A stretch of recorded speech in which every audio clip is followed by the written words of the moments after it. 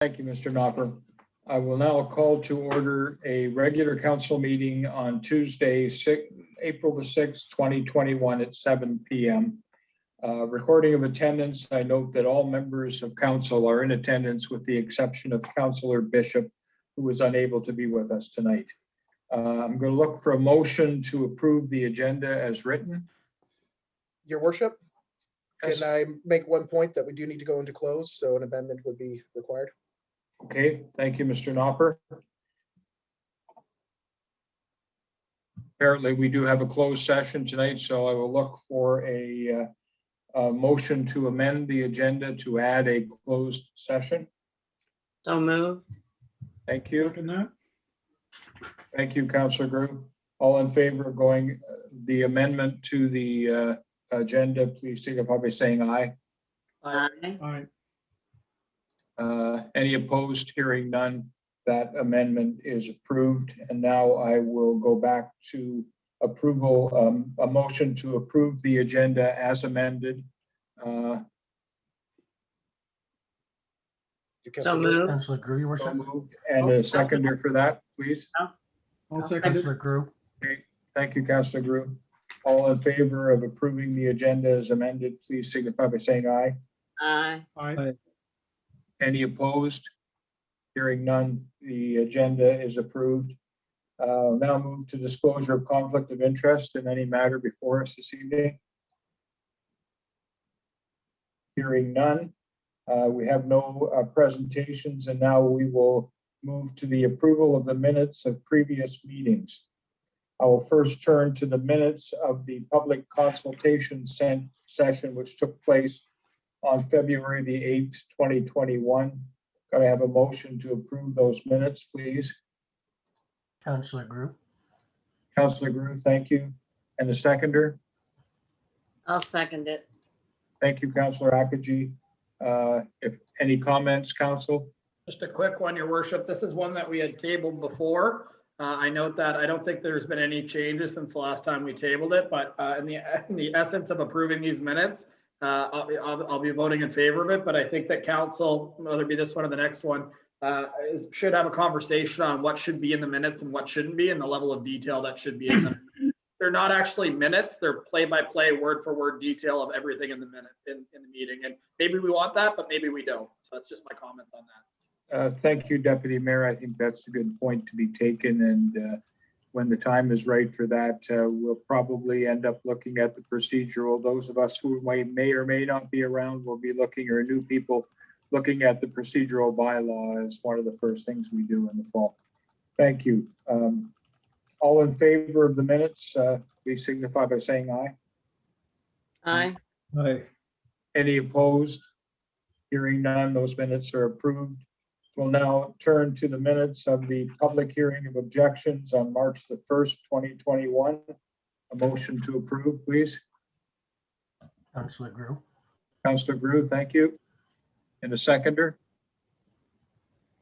Deputy Mayor. Deputy Mayor Henderson, thank you. Any comments, council? If not, I'll call a question. All in favor of approving those minutes, please signify by saying aye. Aye. Aye.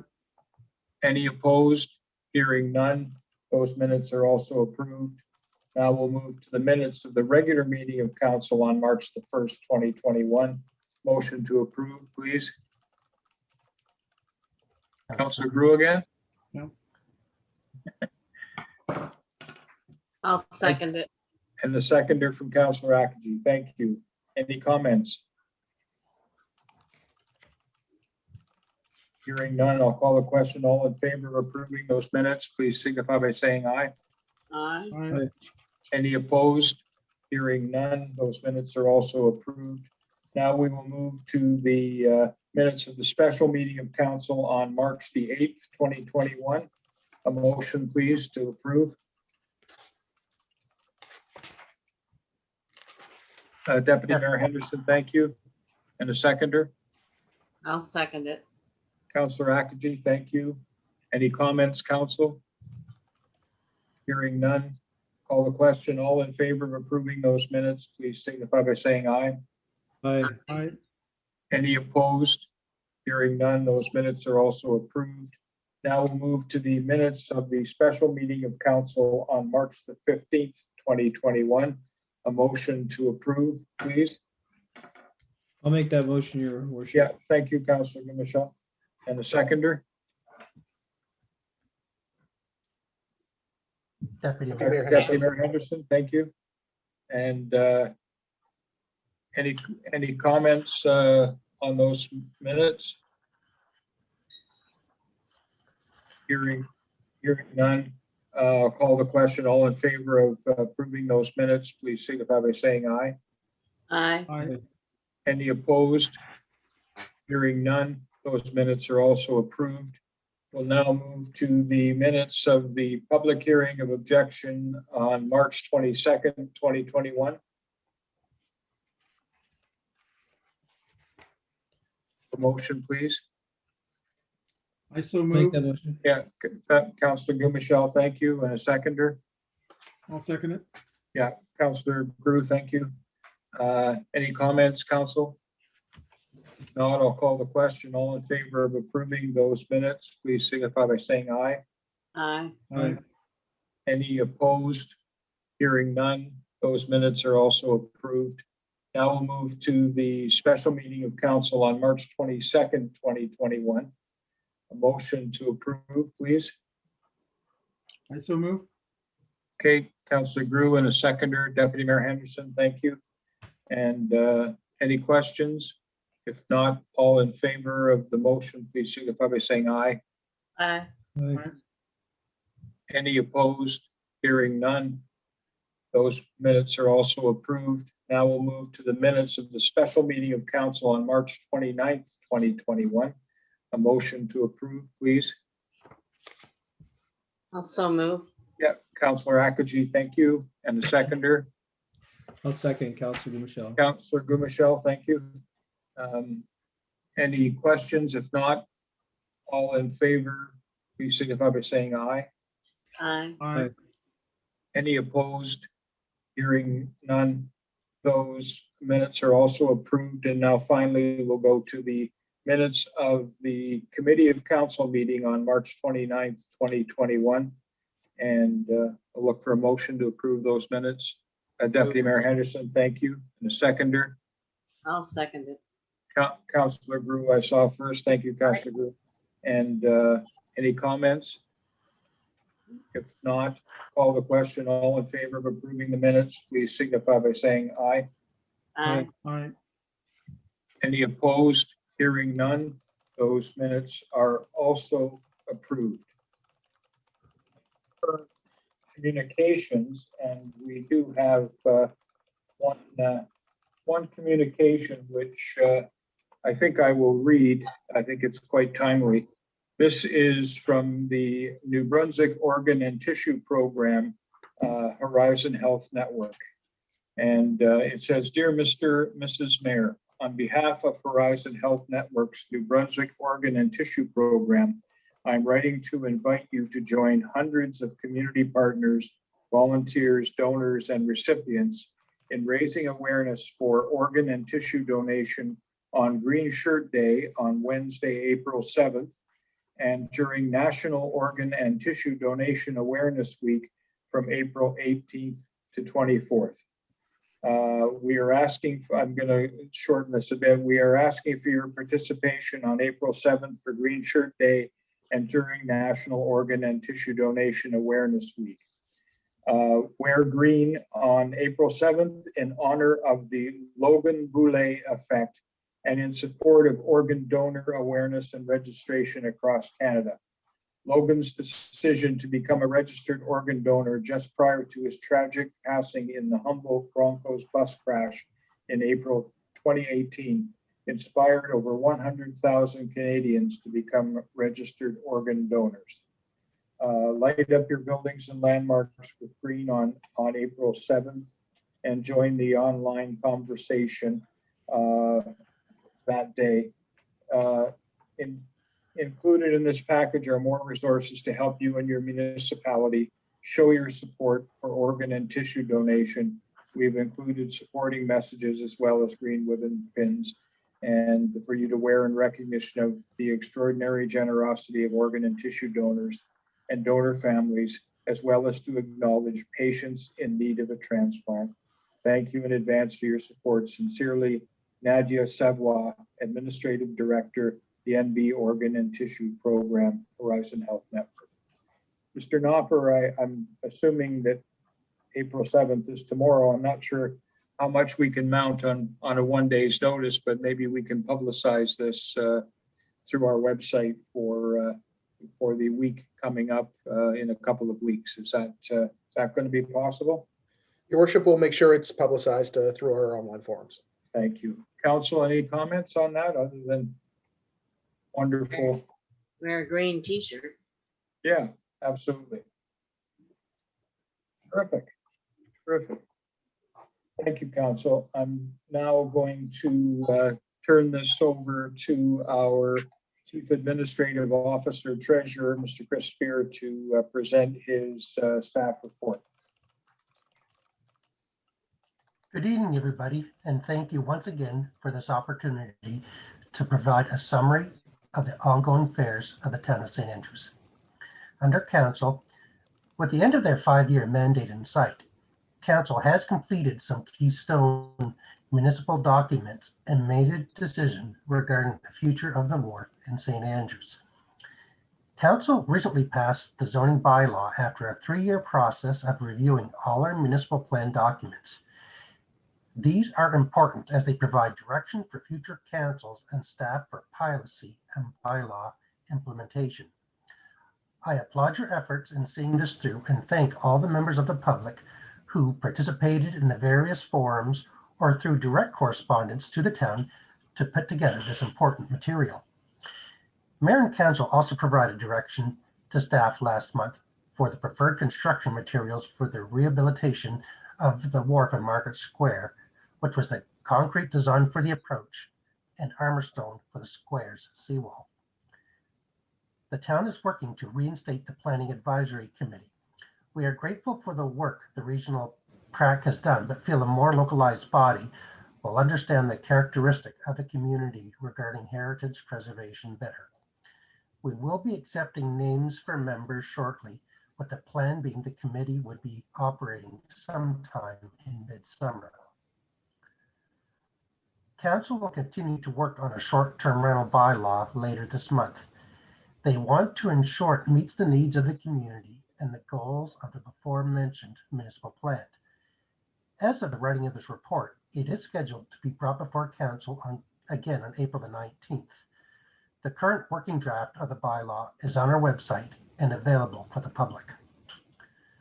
Another major project that is in the planning stages is to improve the active transportation network throughout the town. Council has come up with plans on what that may look like and has submitted it for consideration to our potential funding partner in the province of New Brunswick. If the application is successful, there will be more community consultation on the next steps. Council continues to review downtown parking and one-way street considerations for the summer.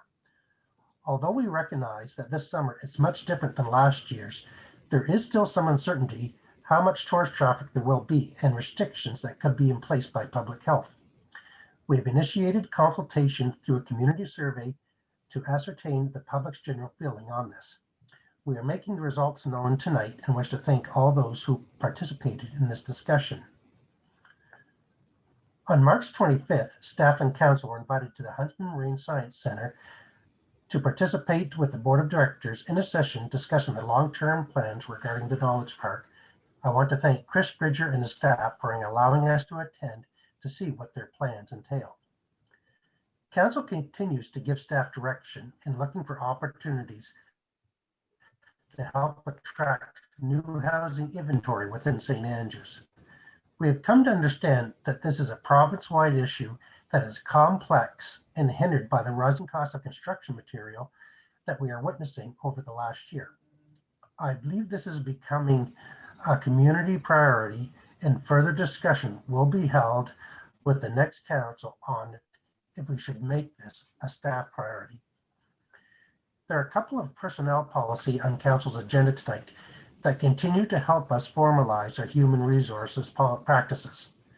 The evolution of employment law has meant that we need to put in place many policies that define the relationship of the employee and their interactions in the workplace. I applaud you for seeing this through, as it will ensure that we meet all our legal responsibilities and proactively enhance the relationship with municipal staff. Under administration, one of the items on our horizon that may not be for the public is that the provincial government is going through a process reviewing local government reform that could have major implications for all New Brunswickers moving forward. I would encourage all our residents to access the information provided by the province so they are aware of the issues and the potential impacts they could have. If you Google NB local government reform, you'll have the opportunity to review the provided documentation and input, and to note that the green paper is the first step and was actually released earlier today. The clerk and I have been working on preparations for council orientation that will occur following the May 10th elections. Although geared for new members, it is always practical to have a refresher for everyone to understand the role of local government, the processes, responsibilities, and to collaborate to identify key priorities. Staff are working with community partners to have a more subdued Canada Day celebration this year. With the future of the mandatory order as issued by Public Health unclear for now, planning will have to assume smaller gatherings in more locations, as opposed to all events being geared to the downtown. Consequently, we recommend that the firework display be postponed until there's a more clarity how to host it safely. However, we may plan an additional celebration in the fall if the authorities, including council, will allow it. We are continuing to reach out to potential service providers to provide dental services and a fitness center at the new wellness center on Reed Avenue. With the end of the pandemic in sight, it is stirring up a bit more interest, and we encourage any proponents to provide a proposal for council for consideration. We conduct bi-weekly meetings with the planners at the Regional Service Commission to keep abreast of any developments, but also to ensure that any potential projects are not being bogged down in red tape. By working together, we hope to make the process as efficient as possible for those looking to invest in their properties in St. Andrews. We have also used this time to review the short-term rental bylaw and look at upcoming amendments to current bylaws, including the building and subdivision bylaws. Under services, after a long and somewhat strange winter, the arena ceased operations on March 28th. With the early closure of the Connors Arena in Blacks Harbor, local players were grateful that council extended the season by a couple more weeks. I would like to acknowledge our staff at this facility who unfortunately faced some hostilities from the public on the enforcement of necessary COVID-19 rules. The public needs to understand that staff at all levels are following the lead of the Department of Health. Please respect that we are just doing our jobs to keep the facilities open to the public. The Utilities Department is reminding folks that it is recommended to do semi-annual flushing of all hot water tanks. We've had several inquiries from homeowners about discolored water, which was remedied by flushing the tank. We also completed meter readings and the bills will be out in the next week or so. The St. Andrews Fire Department had 9 incidents in the reporting period. I am happy to see new firefighters taking the level 1 training to increase our membership. On behalf of the fire chief, I will remind residents that grass fires and open air fires are not allowed within municipal limits. For those that live outside St. Andrews, I'll remind you that grass fires are never a good idea and potentially put properties and lives at risk. With the changing seasons, Public Works has been busy cleaning the snow removal equipment, putting it away until next winter, and preparing the town for the nice weather. This time of year, they repair, sand, and paint garbage bags, benches, and clean the streets of all the sand and salt left over from the winter. The leaf bags are up for sale on April the 12th, so next Monday, and the pickup will go from April 19th to May 25th. Please hold onto the already filled bags until that time, as it will unnecessarily overload the Thursday residential pickup and may cause numerous runs to the landfill. The asset manager and I have been meeting with the engineering consultants to prepare the tenders for capital projects this spring. One of the larger items will be the refurbishment of the steel water reservoir, which hopefully takes place in May.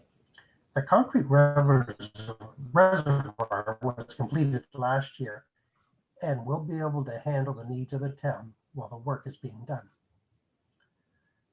The clerk had a busy month with 8 council meetings throughout the month, engaging with various stakeholders and the public to answer their questions and concerns. The short-term rental bylaw has eaten up a tremendous amount of his time with fielding questions, reading correspondence, and amending the document. He has also found time to produce the spring newsletter that will be included with the water bills. I am happy to say the tennis courts are open and ready for use, but could be shut down temporarily if there's a return to winter weather. I am also excited to announce that the Fundy Lacrosse League will be establishing 2 teams in St. Andrews, focusing on 8 to 12-year-olds. This is the inaugural season for them in Charlotte County, and they hope to expand their offerings as interest builds up. In conclusion, with the vaccine rollouts, all of us were hoping for a return to normality early in the summer. However, we have witnessed how the pandemic is unpredictable and changes are made on the fly by our public health agencies. We would ask for everyone's patience as we navigate through uncertain times and put in place policies and procedures that are recommended best practices by the Public Health Officer of New Brunswick. Staff are working diligently to put in place procedures that protect the health of our residents while allowing the maximum use of our facilities and services. Respectfully submitted, Chris Spear, CAO. Thank you, Mr. Spear. Council, any questions for Mr. Spear? Otherwise, I will move forward and I'll just look for, we've all had the opportunity to review all of the staff reports. And I will look for a motion to accept the staff reports and the financial reports as submitted.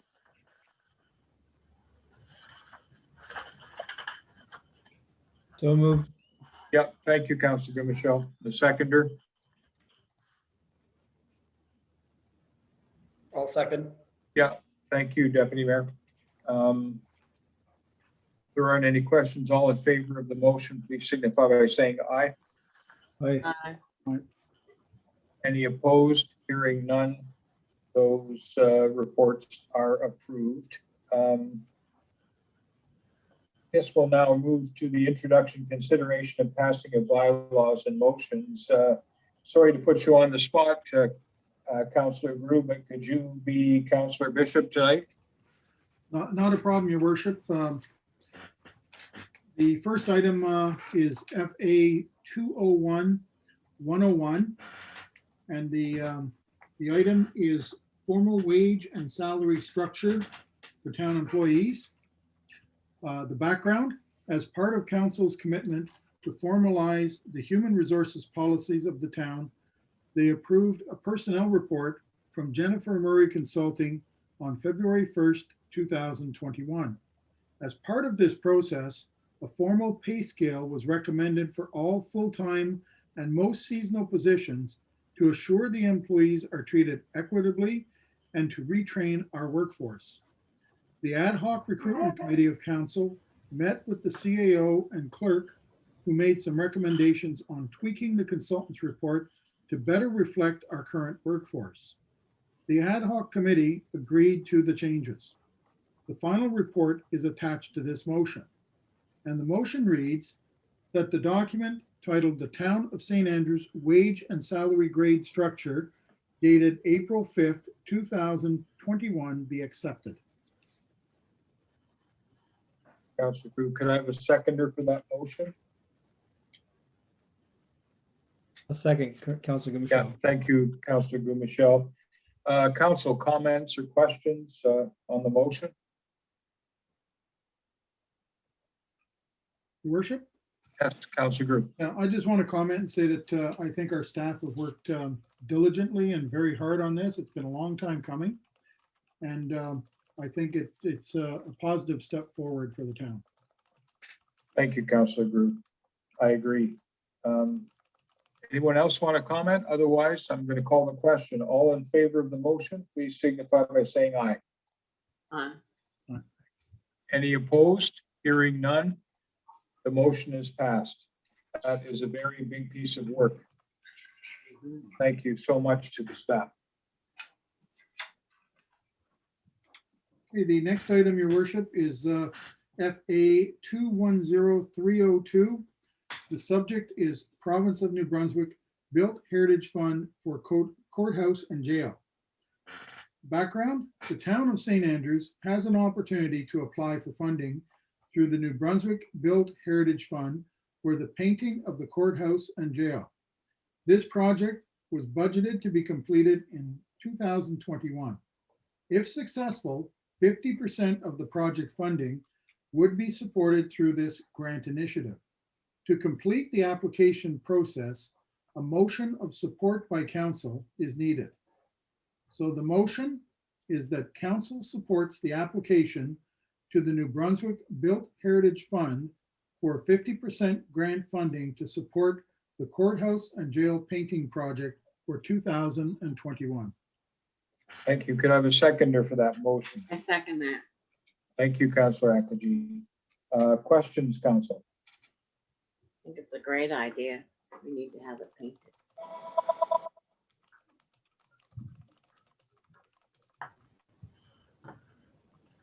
Any other questions? If not, I'm going to call the question. All in favor of the motion, please signify by saying aye. Aye. Any opposed? Hearing none, that motion is also approved. Thank you, Councillor Group. Okay, the next item is FA 210303. The subject is Town of St. Andrews Policies and Procedures Manual. The background, the Town of St. Andrews has been working with Sherry DeVoe with Practical Human Resources Solutions Incorporated to update town's Policies and Procedures Manual for employees. The document outlines policies, programs, and benefits to eligible employees. The document covers hiring, conditions of employment, assessment, employee development, discipline, remuneration, benefits for all employees, including an employee recognition program. The motion is that council adopts the Town of St. Andrews Policies and Procedures Manual developed by Practical Human Resources Solutions Incorporated. Thank you. Could I have a seconder for that motion, please? Councillor Harrison. Councillor Harrison. Sorry, Councillor Harrison. Thank you. All right. Any questions, council? Councillor Drew, your worship. Councillor Group. Again, your worship, I just want to underline, the public doesn't see all the effort and all the work that's actually gone into this document. It's a fairly lengthy document that provides a lot of clarity to our staff, and it's something that is desperately needed within the town. And I applaud the efforts of staff in producing this. Thank you, Councillor Group. Any other comments, council? I'll call the question. All in favor of the motion, please signify by saying aye. Aye. Any opposed? Hearing none, that motion is passed.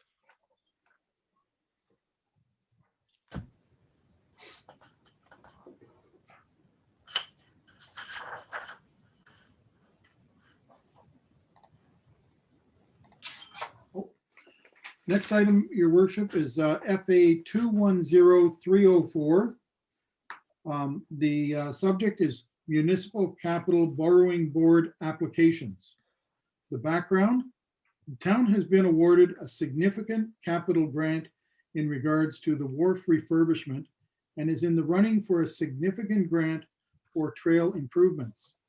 To start work this fall, we should go to the Municipal Capital Borrowing Board for the 10th of May meeting before their summer break. This motion does not give staff authority to begin the project, just to have the components in place when council provides further direction. So the motion, that it be resolved that the municipality of the Town of St. Andrews submit to the Municipal Capital Borrowing Board an application for authorization to borrow $2,650,000 for capital expenses for the following terms and amounts. The purpose for general fund transportation services, trail improvements in the amount of $400,000, the term of 15 years. Trail improvements interim financing in the amount of $200,000 with a term of 3 years. Under environmental development, we have Market Wharf refurbishment in the amount of $1,300,000 with a term of 25 years. Market Wharf refurbishment interim financing in the amount of $750,000 with a term of 3 years for a total of $2,650,000. Thank you, Councillor Groove. Can I have a seconder for that motion, please? I'll move, your worship. Yep, thank you, Deputy Mayor. Comments, Council? Hearing none, I'll call the question. Councillor Grew, your worship. Yeah, your worship. Sorry, just to- Councillor Grew, I just to, missed I think it's a good proactive move to get the ducks in order before the Capital Borrowing Board takes their summer recess, and we're stuck waiting for them to come back. So I think it's a good proactive move. Great, thank you, Councillor Groove. I'll call the question. All in favor of the motion, please signify by saying aye. Aye. Any opposed? Hearing none, that motion is also passed. Thank you, Councillor Groove, and we'll now move on to Councillor Akaji in Public Works. So the first one is Public Work, or PW 201001. And the date was March 22nd, 2021. And the subject is discussion on COVID, Go ahead. COVID-19 downtown Water Street 2021. So the Councillor back, Akaji, sorry to interrupt, but I think Mr. Knopper had a presentation that needs to be put in at this point in time. Mr. Knopper, sorry, Councillor Akaji. okay.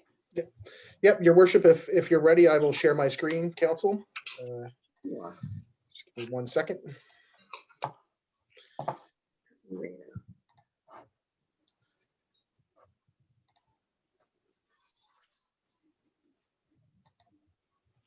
Council, can you see the presentation? Yes, Thank you. I can. Thank you, Council.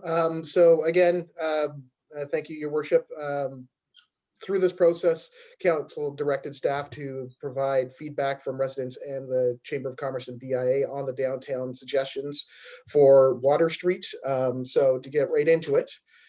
So the background, so Council was looking for options from the public or looking at safeguards for COVID-19. And as part of this, Council will be basing their deliberations on the background 2020 survey results and feedback received from the Chamber of Commerce and the public through multiple letters and emails, as well as the downtown surveys that were created and used in the last month of March. So the first survey was a survey done through the Chamber of Commerce and the BIA, which started March 15th. And we ended it today. It did result in 103 respondents, and it was a 7-question survey. We also produced one for residents, which was launched on the 23rd of March and completed April 6th. And 467 respondents did come in, which is fantastic results. As well as 97 were paper-based, and this was a 16-question survey, so it was a little longer. So, Council, you have a total of 570 surveys that were collected through this process. And to note, this was released via SurveyMonkey online, as well as paper copies were mailed out to 940 household residential properties in the town of St. Andrews. So to just take you through the final results of what has come in. So the first question that we asked is, do you own or rent property in St. Andrews? And 87% of respondents indicated that they own or rent property in St. Andrews. So you are getting a lot of positive feedback from residents. There was approximately 13% that was from outside. But again, I think their feedback is still valid as they do come and use the community. Second aspect, so we asked this to both the chamber and in the resident survey, and interesting enough that 59% of residents and 74% of the chamber and BIA members indicated yes to a one-way street. It was a little closer when it came to the results in the residential survey, but it was still a fairly close 60-40 split within that. We asked the same question, where would you like the one-way street to start? Basically, the results almost came back equal from the Chamber BIA survey and the resident survey, respectively 34% and 37% for each Elizabeth Street and Edward Street. So right now it's if council wishes, either one of those streets would be options acceptable from the survey results. We asked, where would you like the one-way street to stop? And this was actually kind of unique, as the BIA and Chamber results showed that they wanted it at Princess Royal Street versus the residential survey, which said Frederick. But even within it, there's only about a 10-12% difference in the scores between them. So they were very closely scored back and forth. Is there a need for more accessible parking on Water Street? Under the businesses, it was almost a 60-40, basically a 60-40 split. So another similar result that you saw between the residential survey and the BIA Chamber survey. So there seems to be an increased need or request for more accessible parking in the downtown. So this one was, if we were asking, do you want parking on one side of the street, no sides of the street, parking on both sides? No, I will note that we did give one additional option to the Chamber of Commerce BIA survey about parking walkarounds. So it does mix the survey results a little bit, but however, it's almost a stark look at both of them, that both parking on one side seems to be the most popular choice, and no parking on both sides seems to also be a popular choice. When you really look at the defining characteristics, you're looking at approximately 65, anywhere from 60 to 65% of your population of respondents on both surveys were looking at either one side parking or no parking. I will note that there were 34% respondents that wanted parking on both sides under the residential survey, and only 25% in the BIA Chamber survey. We asked this question specifically on the residential survey, if people would be interested in supporting a 2.5 meter wide active transportation lane. This one actually came to a closer result. It was 56 to 43 in favor of. So you do have more people on the fence or back and forth with this one. So you do have some options to discuss, council. If barriers were put in place to help with supporting social distancing, which barriers would you like to see? Not surprising, we saw planters and nautical theme carrying the load, and unique to see that on the one hand, residents were looking for planters more than the nautical theme versus the businesses that were looking more nautical theme than planters, but potentially a hybrid situation or other could be looked at within this. So I will also note on the BIA Chamber survey, there were some other options that they could submit with, and basically it was no barriers, or if you are putting something in place, please have like a deer protection mechanism within them, or look at non-deer likable plants or aspects like that.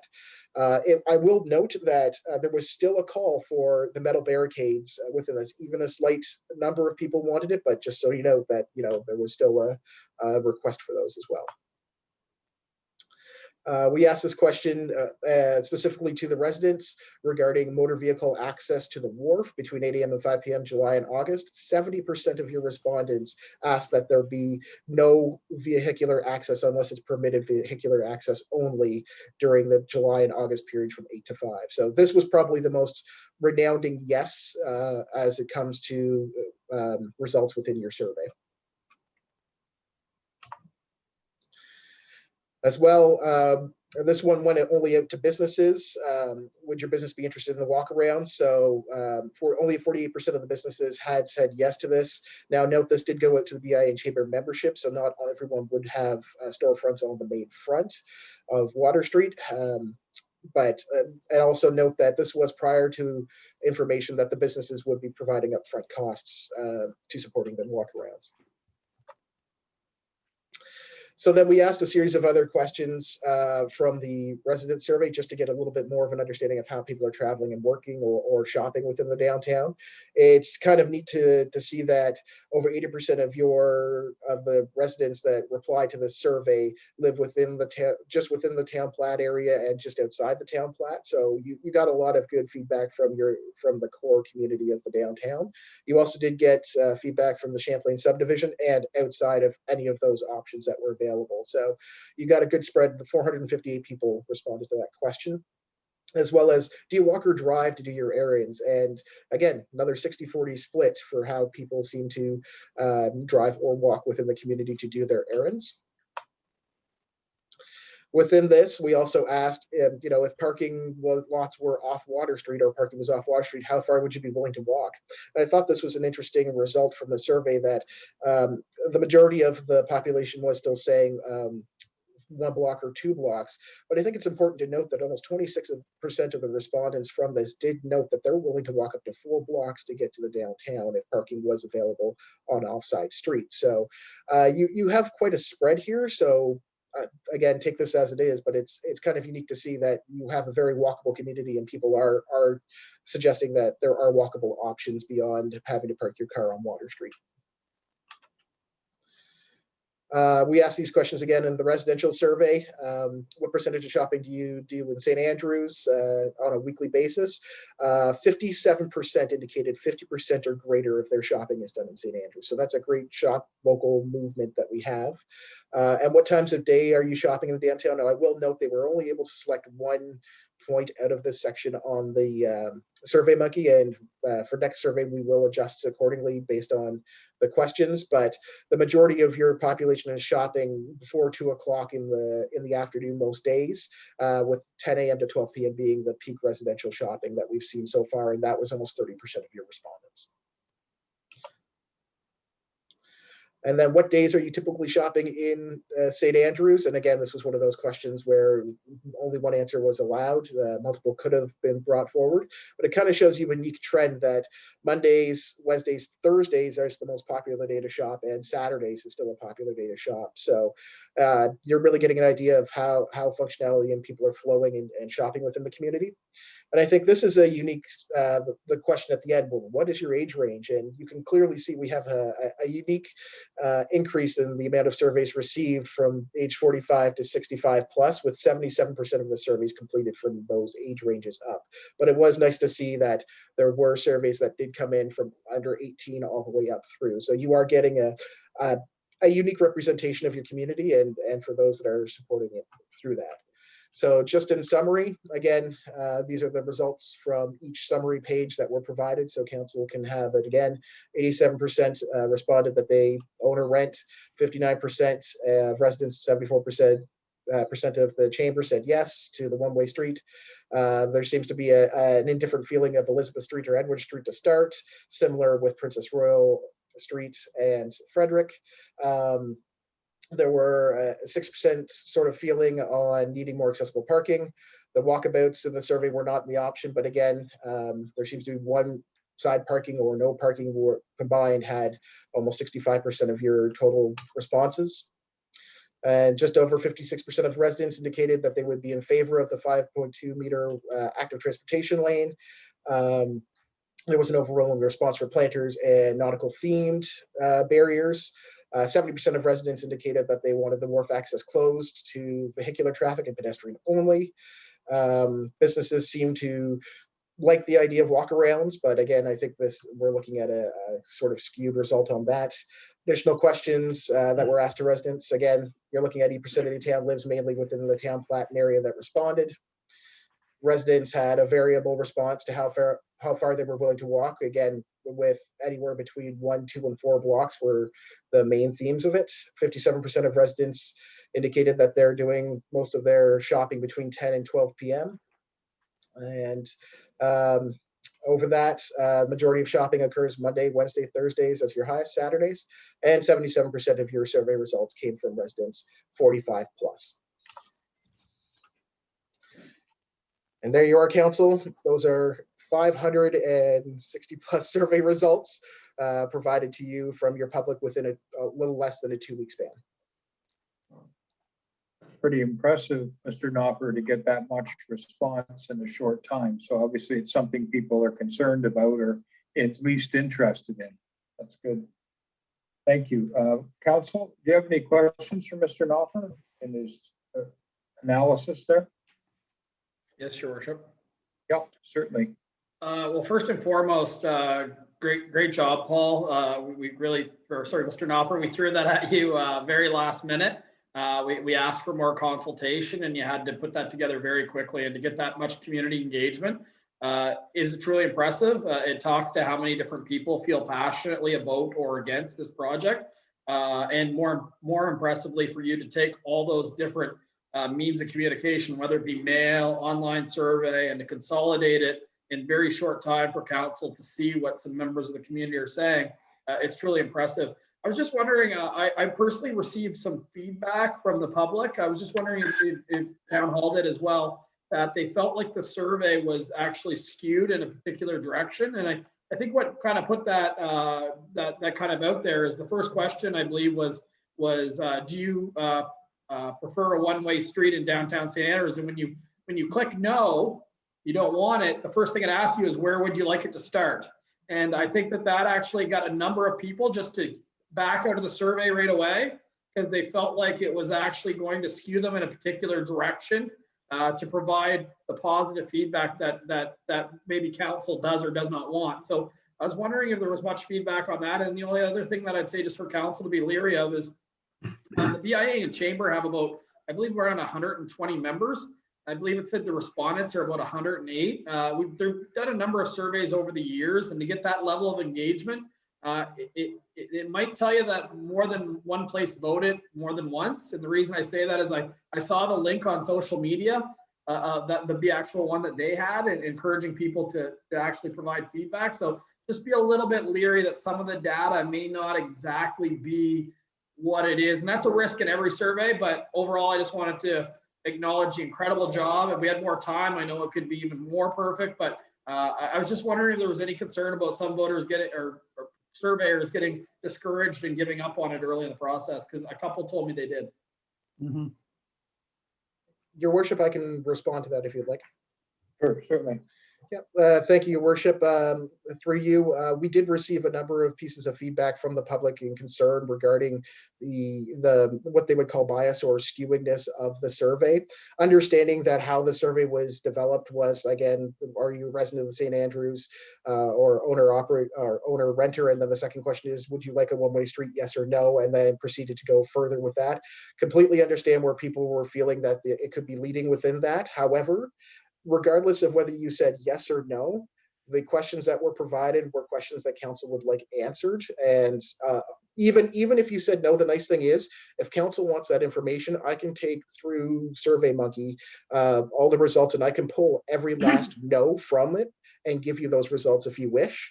But within the process of it, really, we understand those that said no, and I thank you for giving your honest opinion, and I thank you for continuing the survey, because that also gives council another standpoint to look at and to say, okay, we know people are saying no, but they're also saying, you know, if it was to happen, what would you be willing to live with, I guess, is the best way to put it.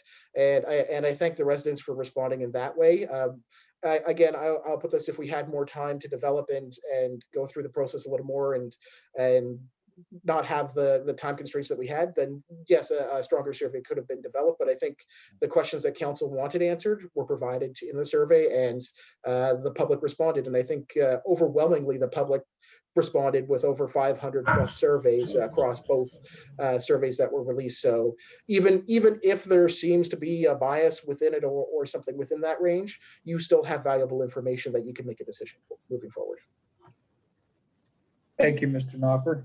Councillor Groove, you had a question? Thank you, Your Worship. And yeah, I just thank you for very much, Mr. Knopper, for putting that together on very short notice. And it's kind of impressive when you see 500 people responding to a survey at any time on any issue. But I just want to echo one of the things, and I don't know if you've got this kind of information, but if you indicated that no, you were not in favor of the one-way street, then, and 40%, it appears that about 40% of the people did say that, then all the follow-on questions, I would think, is 60% of the people answered those, and the 40% that said no just didn't go on any further because they weren't in favor, so they didn't really care where the street started from or ended. So it may have skewed the results a little bit that way. where you're getting only a portion of the population answering the additional questions later on. That's one of the concerns I have there, is that you may be basing things on a segment of the 400 or 500 surveys. So just my 2 cents there. Thank you. Your worship, do you mind if I just jump in here with one quick point? Oh, go ahead. So just for council's understanding, the questions that were responded to, so I'll just do them quickly. Question 1 had 460 respondents. Question 2 had 461 respondents. Question 3, from the resident survey, had 331 respondents. Question 4 from the survey had 343. Question 5 from the survey had 428. Question 6 in the survey had 438. Question 7 had 450. Question 8 had 300 respondents. Question 9 had 453 respondents. Question 10 had 458. Question 11 had 452. Question 12 had 443. Question 13 had 464. Question 14 had 446. And question 15 had 409. And question 16 had 464. So even if they were saying no, they were still responding to the survey. That's useful. Thank you very much. And I know I went on and I did it, and then I wanted to go look at it again.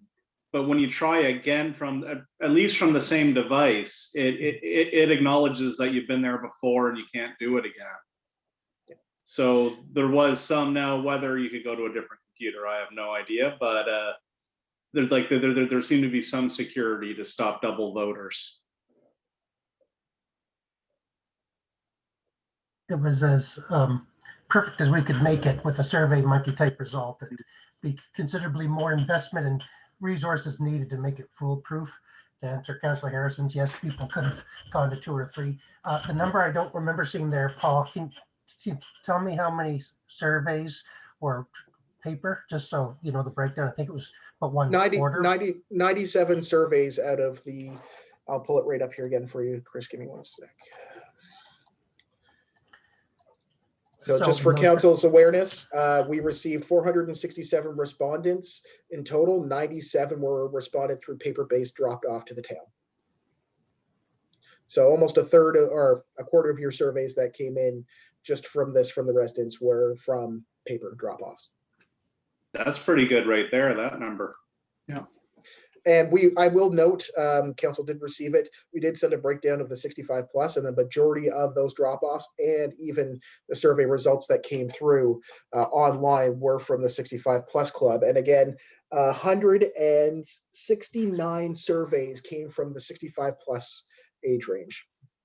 Mm-hmm.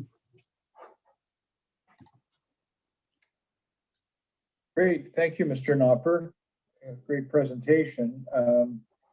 Just a question for staff and for council before I ask Councillor Apogee to continue.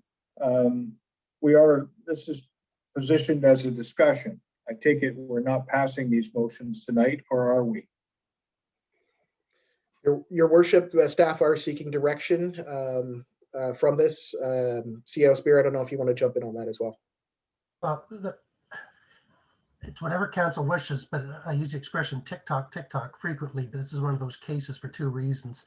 Number one, if we're going with built stanchions or planters, they're going to take a lot of time, and we could really be putting our public works up against the wall if we put this off for another month. But number 2, if we put these in place, we actually have to make amendments to our vehicular traffic bylaw to enforce this stuff. That'll have to go to council before the next, or at some point. It's just amendments to schedules and not to the particular body of the bylaw, so it only requires 1 motion as opposed to 3 readings.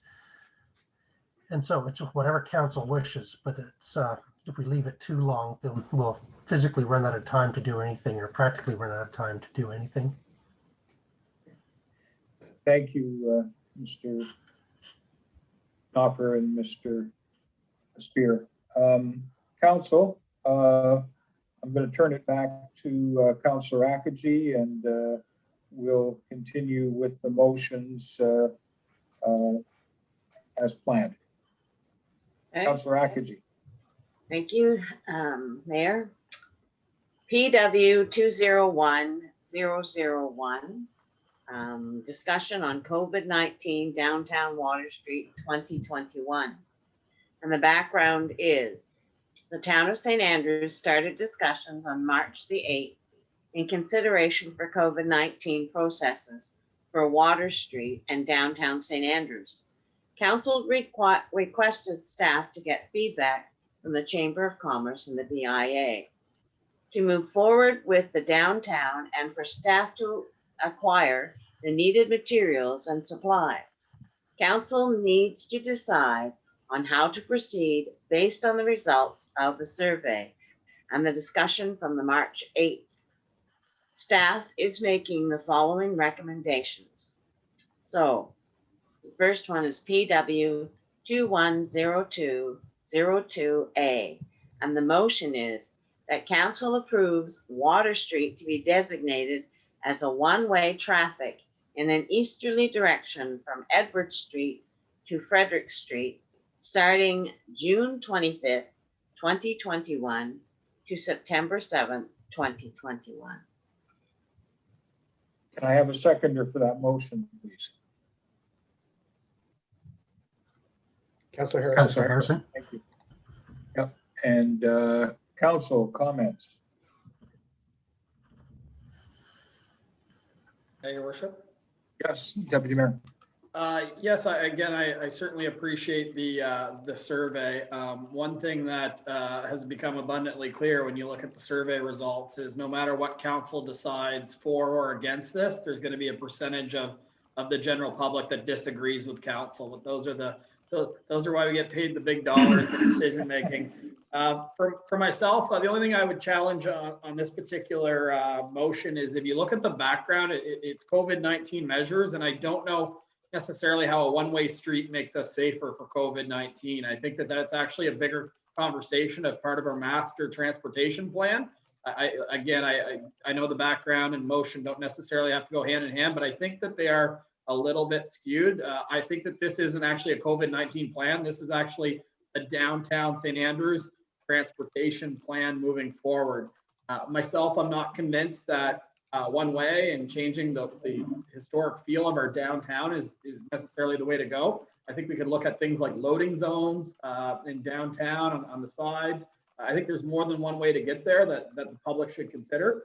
And the other thing that last year when we looked at these motions that I had no idea when I looked at it was the amount of signs that would be downtown to do this. Everywhere you looked, there was a metal sign downtown saying one way, do not enter, one way. And when I look at this motion, I see that there's a 60-40 split. It all depends how the survey goes. I know some people stopped the survey when they had to pick a location. It's almost a coin toss what people in the community feel. And I almost feel myself with the new council coming in, this is a controversial issue.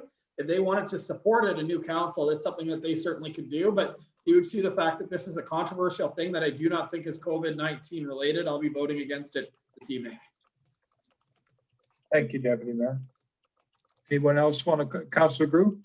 Thank you, Your Worship. And I tend to agree that this is, if it's a COVID-19 measure, and we are currently at level yellow, and we're moving hopefully towards condition green, and hopefully by the 25th of June, with everyone vaccinated, we're moving towards green.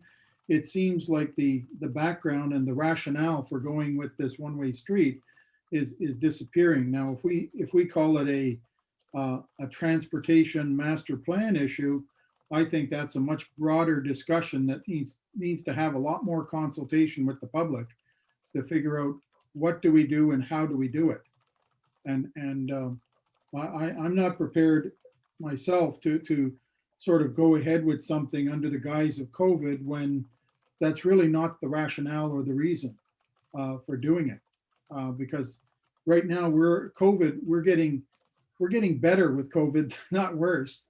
And I think it would look kind of strange if by the end of June or early August, we go into condition green, and all of a sudden we've got the town barricaded with all of these signs and barricades, and we're supposed to be getting back to normal.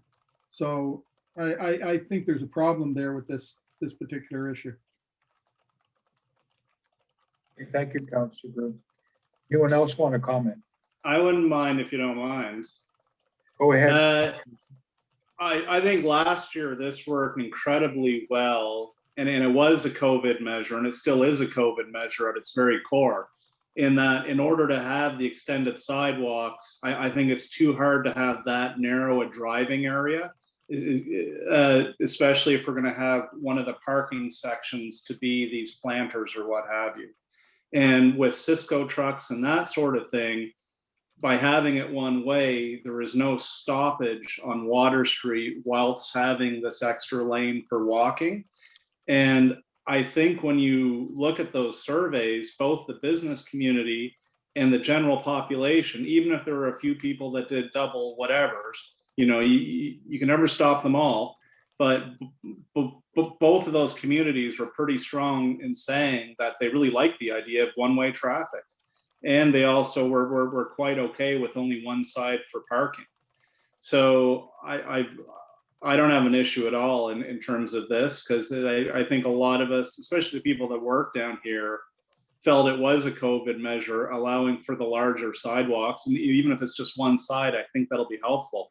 And I know Councillor Grew is of an age bracket where maybe you're getting your jabs already, but for a lot of the workers that work down in this area, and that we're not going to get our little shots in the arm probably till July or August. So it may be okay for certain age groups to think, oh, this is all done now, I've been into Cockburn's or wherever. But for a lot of us, you know, it's still in yellow or orange or whatever phase we're in. And I don't foresee that changing by fall. So especially with a ton of tourists coming in, which we already have a lot of tourists coming in. So like on our weekends. So I don't know. I think this is a COVID measure. I think it worked incredibly well last summer.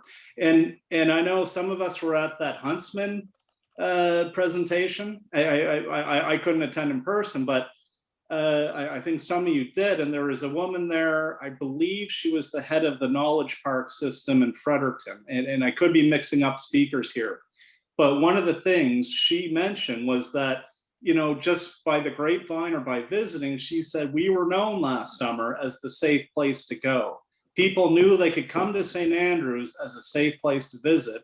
And our numbers showed that, and our numbers reflected that as one of the kind of more busy tourist spots. So I don't know why we would back down now from the thing that built a good reputation during these hard times and all of a sudden throw it out the window.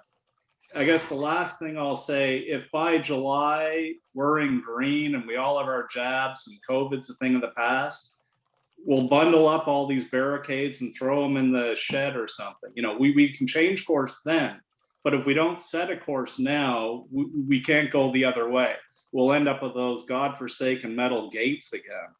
And I'm pretty sure if we make these stanchions or whatever nautical themed things, even if we don't end up using them every year as a one-way street, I'm pretty sure that during festivals and other occasions, we'll find multiple uses for these things. I mean, I assume we will, like during Paddle Fest, or if we ever get another, you know, marathon or triathlon in town, that sort of thing, we can reuse these things. So that'd be my 2 cents, that at this point, I think we should plan. I liked Councillor Grew's idea last week that maybe the 25th of June wasn't the best date, because we do have Canada Day right after that. But possibly after Canada Day or sometime around then is when we should plan on going back to how we did it last summer, even if it's just one side of the street. Thank you, Councillor Harris. Thank you. Anybody else want to comment? Councilor Michelle. Councillor Gubishal? Thank you, Your Worship. A number of things. We seem to be talking to all the different motions at the same time, which is fine, because there's 5 motions here. First of all, I would agree with Councillor Harrison that we should give the staff the go-ahead to go for the nautical themed barricades, since if we don't use them, they could still be put to good use at a future time. I'm kind of two minds on this. I do agree that the last summer, the COVID-19 steps we put in place were very effective at making people feel safer, even though they were ugly. But it was a COVID-19 kind of a measure. It didn't necessarily help with active transportation or fit into the transportation plan, because you couldn't really make time downtown unless you were in a car, really, to be honest. One thing that I missed at committee, and I had to get my compass out, I'm not a sailor, is that the plan is to put the no parking on the northeast side. So on the Honeybean side or the town hall side of the street is where the sidewalk would be extended. In all of the different literature we have, like in the transportation plan, when you look at the pictures, everything is always on the water side. So I'm not sure that was clear to people. It wasn't clear to me, and I'm sitting here in committee meeting, and I had to get out my compass that the one way would be not the way you might expect. So you would be directing cyclists and walkers across the street to the northeast side, according to my compass, and not being on the water side. So if you were going downtown, say, riding down from Huntsman on your bicycle to go to the wharf, you would come along and you have to turn across and get on the other side of the street. I just, it might be a bit confusing and actually create more problems. So in terms of the transportation plan, I'm not sure that the northeast side fits in. And in terms of the COVID-19 plan, though, it doesn't really matter. So if it was, if you extend the sidewalks as part of the COVID-19 plan and don't direct cyclists over to the extended sidewalk and they stay on the road, then that works too. So I'm kind of two minds. There is always the option of not doing anything, which it could be argued might be the best way to go, given that there's so much uncertainty with what will happen in June. So I jabbered on there a little bit. I'm not quite sure what the best route forward is. I will say that I don't think we should be directing, making that 2.5 meter cycling route on the extended sidewalk on the northeast side. It should be on the water side. So I'm all over the place, but we're speaking to 5 different motions at once. Thank you, Worship. Your worship, Thank you, Councillor Bishop. your worship. Councillor McAtee? Yeah, Certainly. I don't know. I thought it was on the side of Honeybeans, that it was going to be the parking side, and the other side was going to be the directional flow. I guess I'm of the misunderstanding, but I thought last year when we did this that I found it great to drive from, the arena down and go straight down to the point. And that the trucks that were delivering, you could go around them without the fear of having to wait or having to hit a car or having to hit a pedestrian, because we were all going in the same direction. And I know that staff has asked us to make a reasonable decision about what we want to use, if we want to use. And Councillor Harrison's suggestion of, we need to do this, because if we wait till the last minute, then our public works guys are going to be behind the 8 ball trying to get it done. I think we need to tell them that we don't. I know the people have said they don't want the metal barriers. Well, then we need to make a decision as to, if we're going to have barriers, then we make the barrier, have the public works people make the barriers. And then if we don't use them, then yes, repurpose them for something else. I mean, Canada Day is a good exception where we block off the street anyway. We only did the 1 block or 2 blocks max. We could still use those to direct the people to stay back when the parade went through or whatever we're going to do, because we don't know what we're going to do on that shortened Canada Day or whatever. But I think we have to assist our staff into making a decision about, whether we are going to do these barricades or we're not going to do these barricades. On what side will they be put? I think parking on one side is excellent because of the number of seniors that we have. I know a lot of seniors didn't go downtown last year, and they were very vocal about not going down there because I can't find a parking spot close enough and I'm not going to walk. I was surprised with the survey that people will walk the 4 blocks when you have 65 and older. I know we have an active, age-friendly community, but there are other people who come that are disabled or handicapped or whatever and cannot walk the 4 blocks, are unable to walk the 4 blocks. So it's nice to have that one side of parking that they could use. So I really think we need to make a decision as to if we're going to use these, at least give the Public Works or our staff a chance to make them, even if we don't use them. I think Councillor Harrison's suggestion is very valid, that we use them for something else so that it is not a wasted effort. And I don't think it would be a wasted effort. Thank you very much. Thank you, Councillor Aguchi. Anyone else have a Councillor Groom? I see your Thank hand. you, Your Worship. Just a couple of minor points is number one is the motion before council right now is to approve Water Street being designated as a one-way street. It does not speak to barricades or anything like that. It's just designating Water Street. And I think that if we're using the justification that this is a COVID measure, we need to be taking our direction from the public health authorities. Last year, when we designated this a one-way street, I believe we were in condition orange at the time. I would be more than willing to tie in something here that says if we're in condition orange or red, then yeah, that makes sense.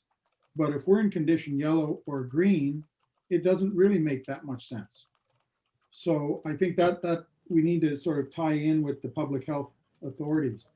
And as I guess something with regards to what Councillor Harrison said, is the direction we're getting from the province right now is that all New Brunswickers will be vaccinated by the end of May. That's what we've been told. That is what the government has said. And that is, we don't have anything different to go by. So we're making assumptions that they won't do it, which I think is perhaps an erroneous assumption. And I think that if we tie this in with what is the COVID condition that we're at the time, that certainly will dictate, I think, in my mind, whether or not we do this. If we're in condition orange or red, yes, I can see the logic. If we're in condition yellow or green, I don't see the logic behind it, because even now, there is no requirement to wear a mask outside when you're in condition yellow. So I think we have to tie it to the guidance we get from the public health authorities. Thank you. I think that's why we need more room, is because if you can't keep your 6-foot distance on a normal sized sidewalk and all the tourists are going, well, we don't need masks, Guy Grew said we don't need them, then how do we navigate this like this all summer? Some of us work down here, Guy, and have to walk these streets, not just to drop into the mail once a day, but for our actual purpose for work. So it helps us actually get to where we need to go and be able to go out around people and around big groups of tourists and their children who are eating their ice cream, and we need to get places. So, and this idea of we're all going to be vaccinated by the end of May, No. seriously, do you really believe that? They're still on over 70s. I think Cockburn's is still doing over 80s. So good luck on that timing. We can either have these pie in the sky ideas or deal with reality and actually have good contingency plans like we did last year. I don't know why we're hiding from a success story. We were successful last year. why don't we go in with the same nerve and the same backbone as we did then? And not, there's a few loud voices complaining about signs, this and this and that. Well, have a few less signs. It's really simple. We do have too many signs. I don't really care if you can't vape or smoke in parks. We don't need a sign there. But, you know, in terms of the overall, I really think having the same setup or a similar one to last year, which was a success, isn't a bad idea. So I think we should vote for this stuff. And it all does kind of tie in. I know this one isn't the stand, you know, like they're all different motions, but the way, if we start off with not going one way, I don't think it makes sense then to do the one-sided parking in those. Because I don't think logistically with the CHCO trucks and that, you can really work it as a two-way street if you're taking one of the lanes out. But that's just my opinion. Just I guess, a point of clarification. It's not me, Councillor Grew, saying you don't have to wear a mask. It's the public health authorities saying that. But I thought we still have to keep our 6 feet. I'm just echoing what the public health authorities are saying, and I take exception to you indicating that it's me saying it, because I'm not. But do we have to keep 6 foot distance outside? The public health authorities right now, the guidance, if you look on the website, says that you do not require a mask if you maintain social distancing outside. You can't maintain social distancing on the size of our sidewalks, therefore you have to wear a mask. The problem we had last year, and I was there downtown, and people were not using the extra space on the road as a sidewalk. You weren't They were there still enough then, crowding because on I the saw lots sidewalk. of people use it. You can keep repeating that, but you're wrong. No, I was there, I Edie, saw when it. she was here, said you were wrong because she Anyway. used it too. Lots of people used it. There were a lot of people that did use it, but it was at peak periods too. Like at other times, there weren't people using it at all. I was downtown quite a bit. You know, you go get your mail, you go to the hardware store, whatever. There were people that were not using it, but there were times when it was packed down there, as we've seen on the weekends. Yeah. So I agree with Councillor Harrison. We need to make a decision. Staff cannot function on this. You know, yes, we may, or no, we may not. And yes, we may get the COVID vaccine. Well, they're already short and ordering more, and we still haven't come down too many brackets for age levels. And there are some that cannot get the vaccine because, you know, for example, I took the Shingrix, and I have to wait another month so that I get the Shingrix, the second Shingrix vaccination before I even have the COVID vaccine, whether I'm able to or not because of my age bracket.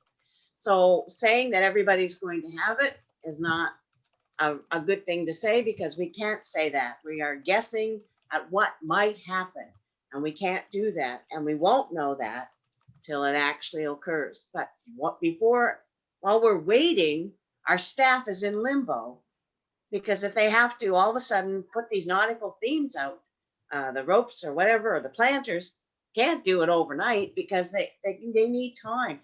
And I think we need to say, yes, maybe it's not a one-way street, but Councillor Harrison's right. There's no room down there if you decide not to go with the one-way street to put these things up. But then again, maybe we don't use them at all, but at least be prepared. Maybe if I could, what might be useful here is if we had a motion to say, purchase nautical barriers or planter box barriers or something, that's one issue. But to decide right now that we are going to make a one-way street, I find is premature, because we don't have, as you say, all the evidence in front of us to make that decision right here, right now. But I see where Councillor Harrison is coming from with, you know, it might be prudent to have some sort of barriers or barricades that we can use in the future and put up very quickly. But to make a decision on the one-way street, I find might be a bit premature at this stage. Anyone else want to comment? I just had a comment, a procedural comment. In listening to this debate, which has been excellent, by the way, it just occurred to me that all 5 of these motions fit together. it makes sense to approve all 5 of them or not approve any of them.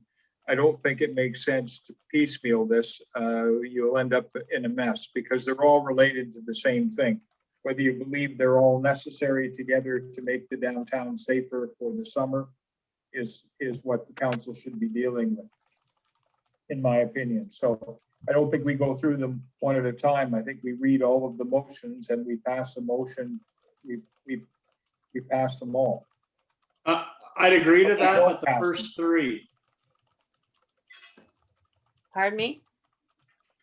I would kind of agree to that, but the first 3, not all 5. I I would think agree the with wharf that. takes on a life of its own, and the walk-arounds take on a life of their own. Yeah. Exactly. But the first 3 are definitely interrelated. Your worship, may I just speak on something very briefly? There's going back to the question of why the parking's on the water side of the street instead of the town hall or Honeybean side of the street is because that's the natural flow of traffic. So for safety purposes, you want the driver to be on the outside of the lane. So if you put them on the other side of the lane, and if it's a one-way street, then they're going to be trying to look over the passenger and see if there's traffic coming. So for safety's sake is why it has to be on the right-hand side of the road, essentially for cars. That's why the no parking is on the other side of the road. Okay, now that's the Honeybean side. The no parking is on Correct. Honeybean side. Correct. The parking's got to be on the post office side of the street for safety reasons. That's all I understood, but I was just. Your worship, Deputy Mayor Henderson. Mayor, Deputy Mayor Henderson, sorry. Yes, I originally, when I spoke, I was just looking at the first motion and I thought that we would open it up motion by motion and debate it, but now I see they are officially being clumped together. I guess when it comes to the barricades, my preferred vote was actually the walkarounds. And the simple reason for that is there's a number of different businesses with a number of different opinions. I know they skew 60-40 one way on certain issues and another, but I thought that that was the best of both worlds. So if a restaurant, for example, wanted to have a little extra space, the walk around actually gives them the opportunity to get that little extra space.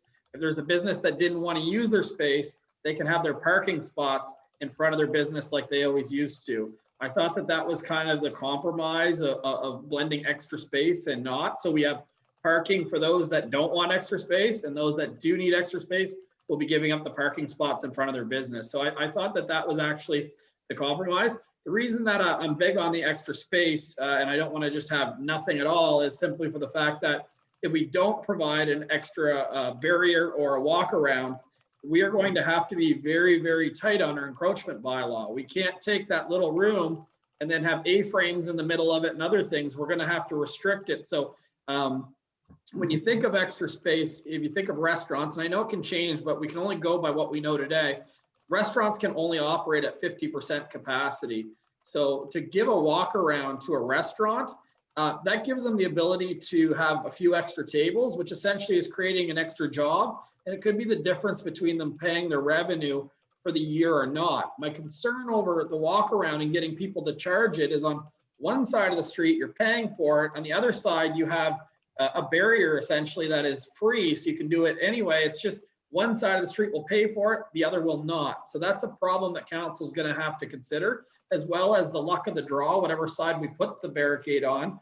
One side's having extra space where they can encroach, the other has none at all. So we're going to have that conversation on how everybody downtown has an opportunity to be treated fairly no matter what side of the street that they're on.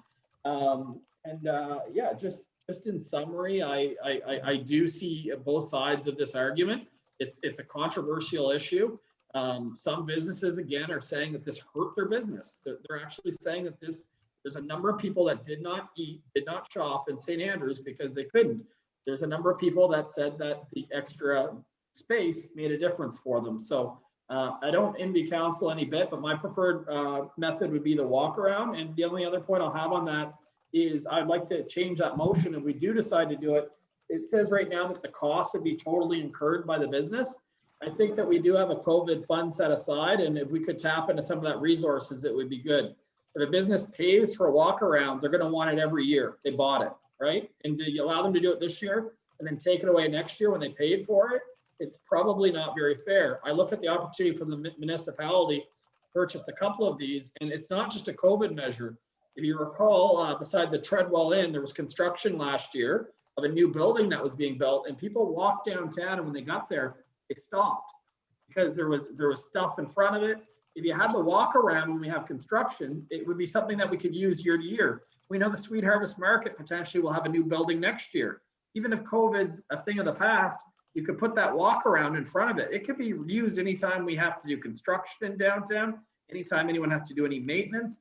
It's a tool in the toolbox the municipality could have, because there was really only 3 or 4 businesses that we all know that truly use the extra space. So it's not like we need to build 30 of these walk arounds. And that's just where my head's been at.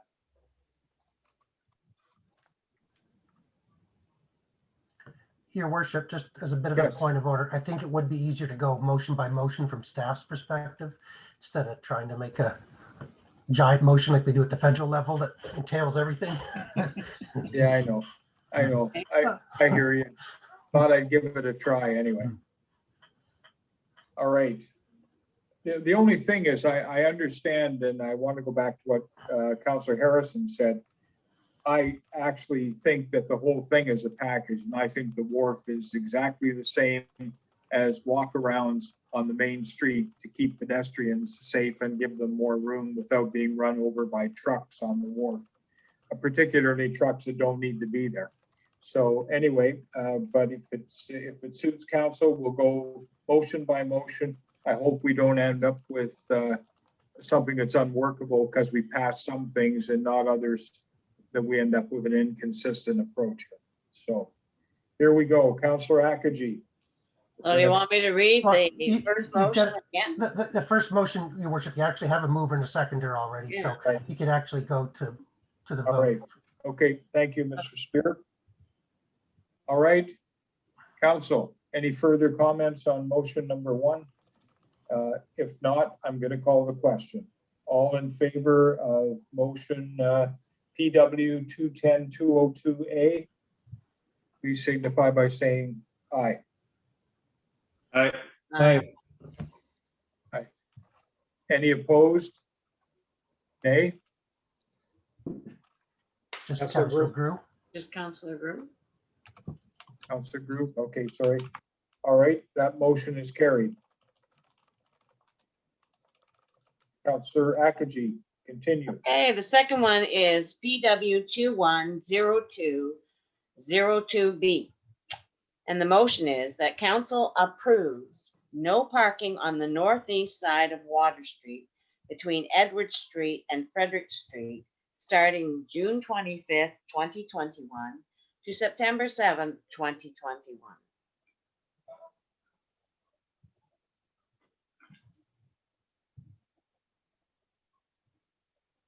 Okay, can I have a seconder for that motion, please?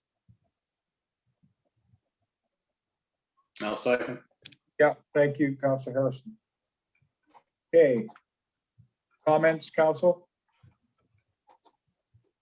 If not, Just your worship, I'll just be voting against this because I'm in support of walkarounds. That's the only reason. I think we need to do something. Just for me, it's walkarounds. thank you, Deputy Mayor. I will call the question though. All in favor of the motion, PW 210202B, please signify by saying aye. Aye. Aye. Any opposed? Councillor The Groom. the motion's been defeated, your worship. Okay. That motion is also passed. No, defeated. Defeated. No, defeated. Defeated. Defeated, sorry, pardon me. All right. Okay.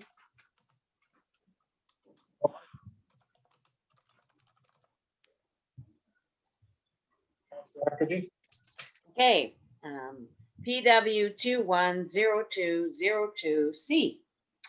And the motion is that Point council, of order, your worship, Part C was kind of dependent on Part B, so we don't have to bother with that. we can defeat that already, just ignore it. Okay, You've removed the new part, or it's still full parking on the street now.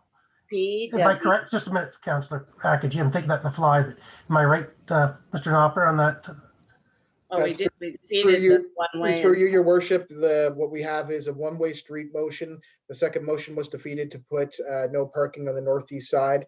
So at this point in time, the way it would be parking on both sides of the street, as indicated through the defeat of that motion.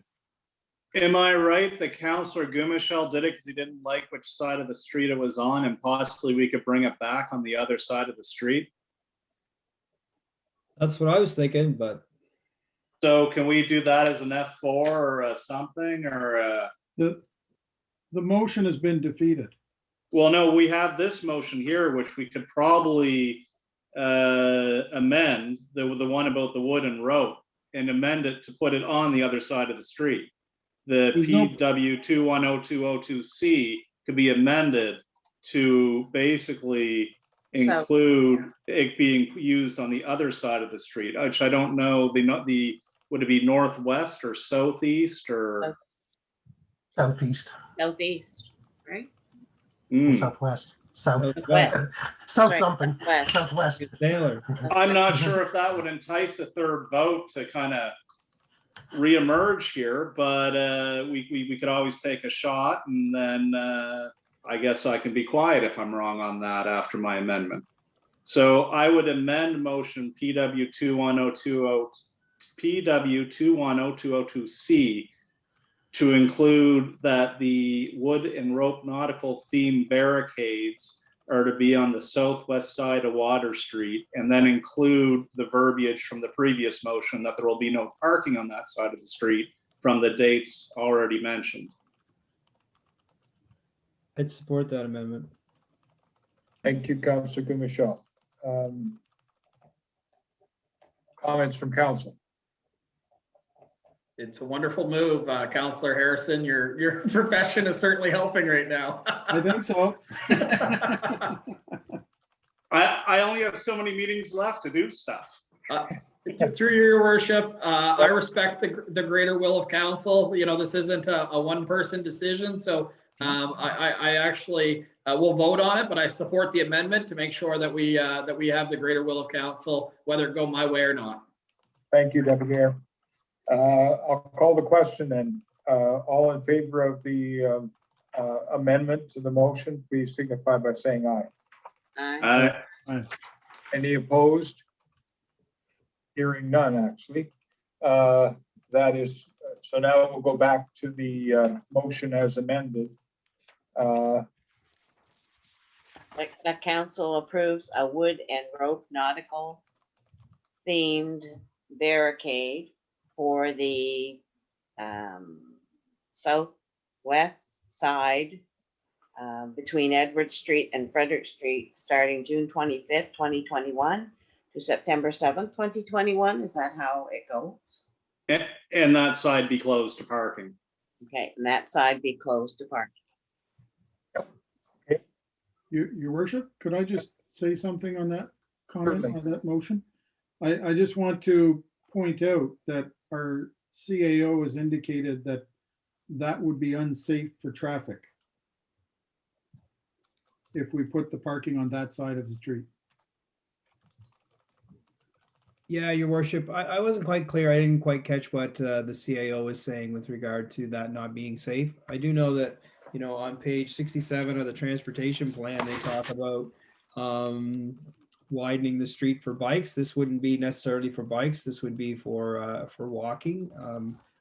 And in all this, it wasn't until a couple of days after committee that I clued in that which side of the street they were going to put it in. And I apologize for that, as I already have. But I just, the whole way along, I thought that the widening of the sidewalk would be on the water side, so the southwest side, not the other side. So, and I suspect, like Councillor Akaji, a lot of people who did the survey presumed that it would be on the water side as well, because that just seemed to be, it seems the most logical side for it to be on, since that's, we were talking about the around town loop and everything else. It was always on the water side of Water Street, or the southwest side. Anyhow, I'm not going to jabber on about that anymore. Mr. Spear, could you just explain the safety issue for parking because it's become a one-way street now. Become a it'd just one-way be- street. Yeah, so when people park, your worship, they're gonna be parking with the driver on the inside of the curb instead of Right. the natural flow, which would be on the outside. So people can probably get in, no problem. But I just have concerns when people are starting to pull out now, it's gonna be, their view's gonna be distracted. They'll be trying to peek through their rear view windows and over their things. I'm just trying to think if there's other places that have parking on both sides.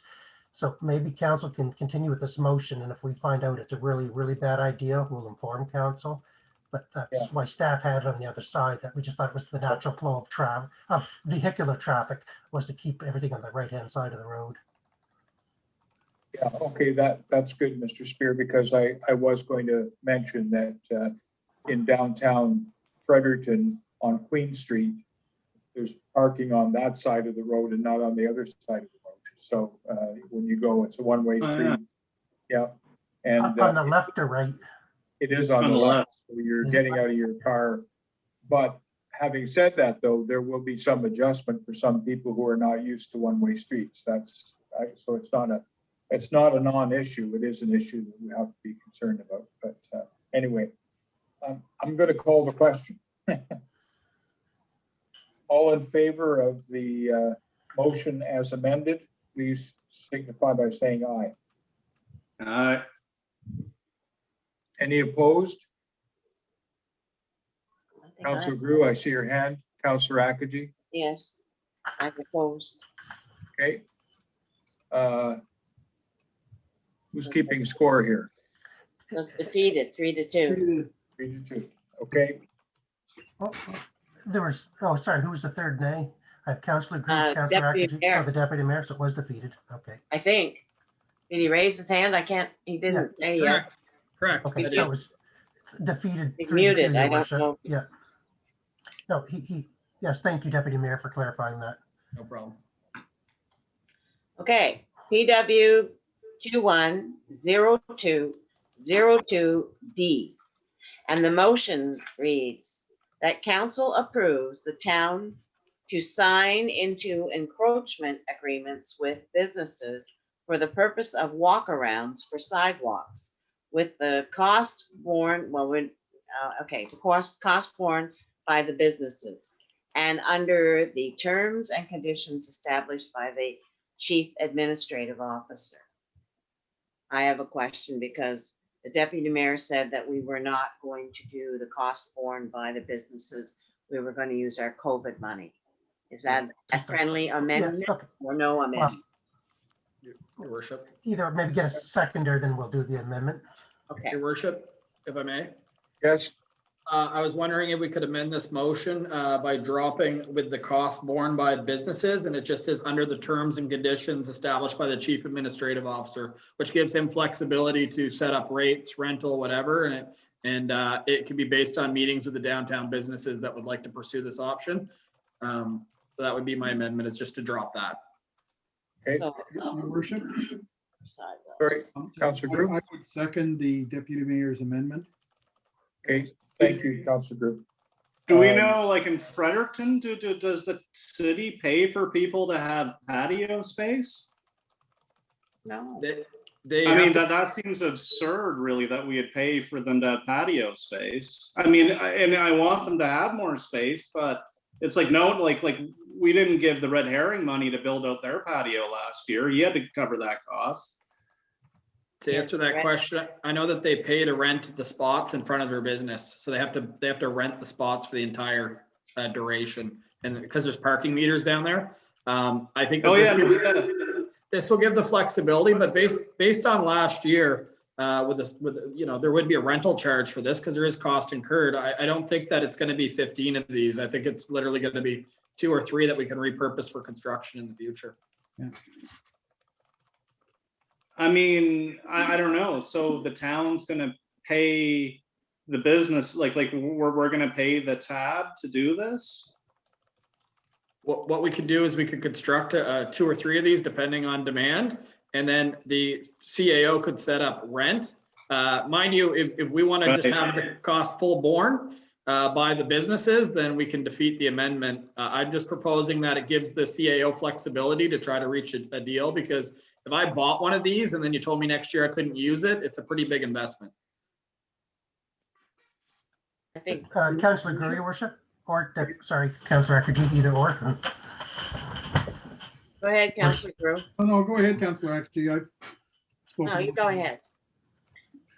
One of the things I just wanted to point out is that with the amendment, all it says is that businesses can put in sidewalks under the terms and conditions established by the CAO. We have not spelled out who pays for it or anything. That's under terms and conditions to be defined by the CAO. So we haven't indicated in anywhere in this motion who's going to pay for it. Okay. What is our encroachment policy right now? There's only. Really a case by case basis. So that's something we're going to work on in the fall for the year after, is to have an official encroachment bylaw to make it simpler. But we certainly have charged, like certain businesses in town, council may remember, have put on either ramps or patios and have paid an annual fee to the town for that. So I think in this case, especially, we're not going to charge them full price, but in reality, a wood barricade or a wooden walk around taking up 2 or 3 times is probably only going to last 2 or 3 years. So you'd probably have to divide the price by 3 and call it a day, would be my approach, and not necessarily charge too much for the cost of parking. Your worship, Yes, I think that's a good idea, because then they don't own it, we own it. And so then we can make the decision as to whether or not they get to have it next year, or it's not, we don't use it next year. Oh, well, I guess, I don't know if I'll be here. But What's the cost on a per unit? We haven't priced it out directly, but somewhere between $1,500 to $2,000, depending on how much width they want is the other thing. And it would only be in front of their businesses. So for instance, I'll pick on Kennedy, so they can't use all of the block from King Street to Frederick Street as a walk around. They can only do it right in front of the building itself.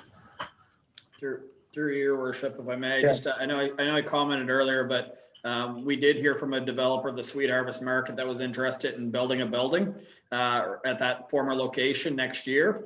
After, hoping COVID's over, we could put those there. So as they're working, pedestrians have enough room to get around them in a safe manner. So there's benefits beyond COVID of this. And that's just one example of many. having a few of those on board somewhere could be very useful for a number of things. Could be. Yeah. Thank you. What if everyone, I mean, I'm not play devil's advocate, but what if everyone wants one? Like, are we still gonna pay for them, or are we just gonna? So Like, should we have a date Well- when they have to apply by or something, so we know what the interest is? I think if council's okay, that as staff, we can work this all out for how long it'll take to build, work out a reasonable cost. So, if people are just going to throw them out there for a just in case, but it's going to cost them, just as a figure, $500 for the summer, that may discourage a lot of people. So in other words, we might build them and pay for it, but we're still going to charge them rent for using them in front of their businesses, correct? That's how we get some of our money back, right? Yeah. And then what I'm hearing is anyone that doesn't have one of these cannot use any of their sidewalk. Is kind of what I heard earlier. Well, that would be the point. So as in Fredericton, what happens, a lot of them put railings right around out to the walk-arounds. So there's only one entrance, especially with COVID, they'll have to do that. So again, just picking on the Kennedy because people know it, is people may enter from the patio, but then walk down to tables along the front of the street. But as they approach, they'll hit the walk around and not have an entry on both sides. It'll be completely No, closed I'm off just to the thinking public. of like a clothing store could have stuff out, or a bookstore could have Mhm. does that mean they can't do that? I guess they'd have to buy one of these things, or? Possibly. It's a little bit different because say they just put a display right against their building, one rack, then that's not such a big deal as opposed to putting tables out on the sidewalk. We can discuss that later, but even when council offered that last summer, most retailers didn't take advantage of it. They just found it too hard to deal with because as people touched items, they had to be put in storage for 3 days before they could be brought out. opened up the shoplifting. A lot of these shops only work with 1 or 2 staff. So if one of them has to stay outside the whole time to manage what's going on out there, it's just not worth it. So Mhm. while I understand what you're asking, I don't think in practical terms it's going to be an issue. But once, if council approves this, we'll send off letters immediately to the BIA and those businesses in the downtown and put kind of a date on it when they have to get back to us. And then we'll get a better idea. The other thing is the motion is generic enough. All we're saying is under terms and conditions established by the CAO. So he can do those one-off situations. He can deal with the, the oddities and that sort of thing.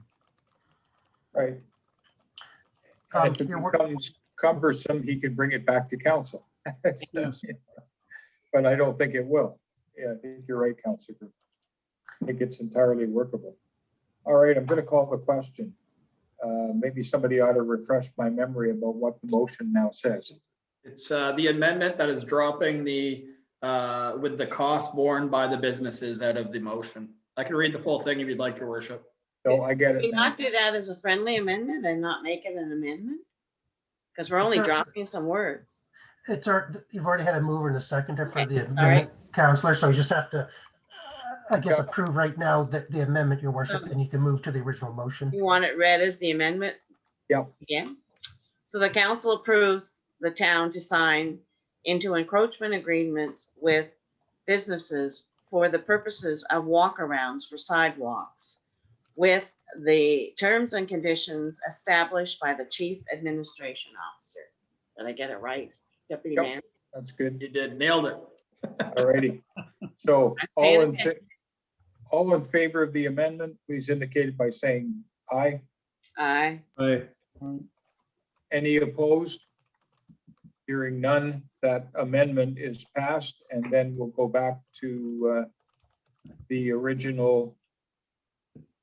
Well, the original's with the amendment. The council approves the town to Right. sign. It's the same thing. I think we just did it, didn't we? And we Your just did your it. worship, you made a motion to support the amendment first. Now you actually have to make the motion for the amendment. All right. Okay, Oh. and all right.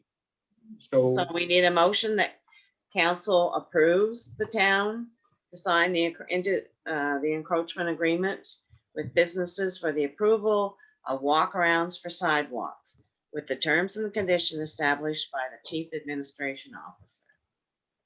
okay. Thank you. And I'll have a seconder for that motion, please. Deputy Mayor, thank you. And I'll call the question. All in favor of the motion as amended, please signify by saying aye. Aye. Any opposed? Hearing none, that is approved. Okay, Okay, the last one, I hope. PW 210202E. And the motion is the council approves the gating of the wharf to vehicular traffic excluding permitted vehicles between 8 a.m. and 5 p.m. 7 days a week from June 25th, 2021 to September 7th, 2021 to allow for social distancing space due to COVID-19 and for enhanced safety. hey, can I have a seconder for that motion, please? I'll second Councilor Gumashell. Yeah, Councilor Michelle, thank you. Comments, council? I'd make a comment, Your Worship, that this is a Certainly. COVID-19 part of the plan, and it's not part of necessarily the operational plan of the wharf moving forward. It's just for this summer or until COVID is done, if I'm not mistaken. Thank you, Your Worship. Thank you. I think the other big thing we could do for this to allay the kind of concerns we got last year is basically whoever's using it to get on a boat. And by that, I don't mean people going whale watching, but actually people who have boats down there, either the people that own the whale watching boats or sailors or the fishing boats that are there. We should have some system where they can either come and go with their cars. But I don't think we need just the general population between those hours going up and down the wharf. And I think the big thing for me in the summer, anyone can still go and watch the sunset over Maine after, because it's never before 5 o'clock in the summer. So if you want to go down after dinner, still open to you. But just during those hours when there's tons of people walking up and down there, I don't think it's fair to people to have them penned into that tiny little sidewalk area, and which really doesn't make sense. And Mr. Knopper, not to belabor this, but I recall from your presentation earlier that there was a significant amount of public support for this motion as it's positioned here. Is that correct, or am I exaggerating? Through you, your worship, you are correct. I'm just going to go back to the statistic for council's review. It was 70% in favor, so I will note 453 people responded to this, and the results were yes, 70.64%, 320 respondents, to no, 29.36% of 133 respondents to no. Okay, thank you. Your worship, Okay, any further, Councillor Akaji, you had a comment? seniors and people that are handicapped, will there be some provision provided for them? Through your worship, we always had allowed, so authorized vehicles is anybody that needs to be down there. So as Councillor Harrison said, if there's boaters coming in with a load of stuff for a weekend run, then they just try to fill in a slot so we don't have 30 cars parked over the pier head at once. Seniors, if they're going and need to go down to the wharf, what it's really trying to cut down on is two things. Number one is for what we like to call looky-loos, or people that are going down there just to take a tour, that they're restricted to either early morning or late at night, so they're not competing with other vehicles that are authorized to be there and against the walkers. But the number two is just to ensure that people are making sure that they're trying to come up with time slots, so we're preventing the number of cars being down there at once, or at least minimize the number of cars down there at once, so we're not creating a whole bunch of congestion. And again, it's as much safety issue as a COVID-19 issue, but this motion is for this summer. Through you, your worship, and Yes. Mr. Chair, I'm talking about the seniors that want to go down there. We're restricting them from going down through the day. They may not be up at the crack of dawn or after supper. They may have, they don't want to go down then. They may want to go down through the day. Will there not be a provision to allow them to do that? I mean, they've been doing it all their life, and all of a sudden you're restricting them. Well, I think there should be some provision. that's a little, well, I understand your sentiment, Councillor, but then there's a whole bunch of people who aren't seniors who could fall into the same realm. And so, as somebody else mentioned, that there's still plenty of sunlight at 8:30, 9 o'clock most summer days for the period we're talking about. So for those seniors, they should be able to come in after hours and still have an equal opportunity. I think too, I mean, the majority of our town are seniors, so why have any rules if they're going to be exempt from everything? And a lot of seniors in this town are in very good shape. They can walk just like you or me. So I say, if someone has a disability, that may be another issue. But I mean, it is a paved wharf. You can get a wheelchair on it and all of those things, but I don't think we can go by age range, especially in this day and age, where I've seen 90-year-olds probably in better shape than I am sometimes, I don't think they need to drive. And if a senior is in such shape that they have to drive, then should they be driving down that tight of space? And because it is a really tight space to drive. So I don't know, I don't mean to poke the bear, and I know that's a big bear right there asking those questions, but it's a small space, especially if you have two cars coming at the same time. You have a tiny little sidewalk where you have all these whale watching people and that going up and down. It really doesn't work, especially if you have to keep 6 feet of distance. So I don't know. I think maybe disabled people can get a drive down, but I don't know about everyone over 60 or 50 or whatever the classification of senior is now, which I'm going to be soon. Maybe I do agree with this. Your worship. Councillor Grew, your worship. Councillor Groom? Thank you, your worship. I think first and foremost, we have to remember that the residents of St. Andrews pay more than 50% of the cost of this wharf. It is their wharf. And many of them have gone up and down that wharf for years. And this, I think Councillor Gumashell mentioned it, that this is a temporary COVID measure. But there has to be some assurances that those barricades, if we do anything, will come down at 5 o'clock. They will be able to access their wharf after 5 p.m. Because it is their wharf. They pay for it. And we have to keep that in mind. And I take what Councillor Akaji had to say at heart, is there are many residents in this town that can't go there because they go in their car. Okay, and they can't, some of them are in such a condition, they can't get out of the car, and it would be a real imposition to get out of a car, jump in a wheelchair to go down the wharf. There are people in our community that are mobility impaired, and they like going to the wharf. And bottom line, it is their wharf. And we have to keep that in mind. I get it's election season, Guy, but you know as well as I do, hey, the feds paid for the wharf primarily. They're going to pay for it again with the province primarily. And I get it. This all sounds lovely. It's their wharf, blah, blah, blah. At the end of the day, we have to keep people safe. And right now we have more whale watching boats than we've ever had. And they're all, if we follow the rules, and I bet our insurance company thinks we follow the rules, they have to be in this little 2.5 foot or 3 foot, whatever it is, sideline on one side of the wharf. It's unworkable during COVID, especially. It's unworkable normally, I think. I don't think people need to be going traipsing up and down in their cars, except unless they need to be there. And I think, thank you, Councillor Harrison. I think to answer Councillor Gru's comment, I should let Mr. Spear answer this, but if council chooses to pass this, then the times are laid out and the wharf will be opened up before the time in the morning and after the time at night. I would assume that we can count on our staff to make that happen.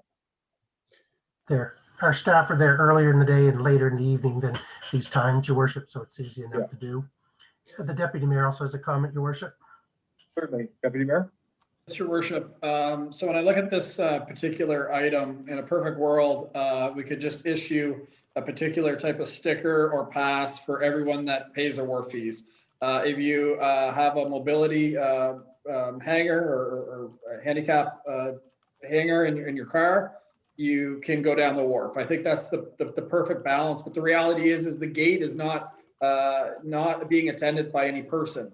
So if you have a handicap card in your car, no one's going to be there to move this barricade for you, which is even just as much of an inconvenience. A lot of people don't like having to wave someone down and ask for help. So there's no perfect solution on this one. The other thing that I'll add is I understand boats can come and go, pleasure boaters, but from my understanding is they had to book a couple days in advance, and with weather and plans changing, they couldn't get to their boats and drop the stuff they needed. So they had to manually lug stuff back and forth. So our system, although I totally appreciate, wasn't perfect. The reality is it caused a lot of challenges. When you look at things that are done in other communities, you should, if you can't have social physical distancing, you make it a mandatory mask zone. So if you're on that wharf, you have to wear a mask. So there's a lot to be considered on this one. I just don't think that I found the solution that I want to hear for tonight. Right now, I'm not in favor of this simply for the fact that it wasn't perfect last year. There's a lot of people that couldn't access the wharf, including people that pay good fees. They couldn't get to their boat. The amount of weight of a fuel can is significant going back and forth there. And if you have to book 2 days in advance, not knowing the weather, it isn't they can't get to their boat. So the way that the motion reads right now, there's not a solution. So for myself, I think that this doesn't have to be decided tonight. I understand that the barricades need it to be decided tonight because there was a lot of prep time, but this is just a barricade. I would challenge maybe council and staff and some people that actually use the wharf. We need to have a work session and see if there's some type of compromise where we can all use the wharf this summer in a way that all residents and all users can benefit, because this take it or leave it approach right now, I don't feel like is a win for our community, either way.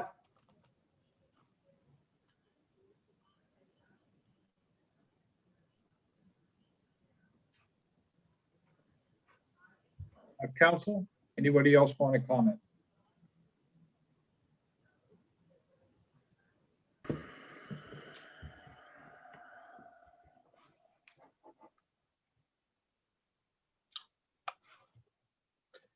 Your worship, I guess either bring it to a vote or see if someone wants to table. If the deputy mayor wants, he's right that this can be set up, that will be the steel barricades that can be set up in short order if council wants further discussion. I'm just giving you a couple of different options to move this forward. Perhaps, Mr. Spear, we could table this and then have a bit of further discussion, but it tends to drag on. It seems to me that it's pretty clear. The survey results were pretty clear. There's lots of people who don't feel safe walking out on the wharf because there's too much traffic that doesn't need to be there. I do agree that if somebody is disabled and wants to go out on the wharf, there should be a way we can figure that out in terms of a permitting process.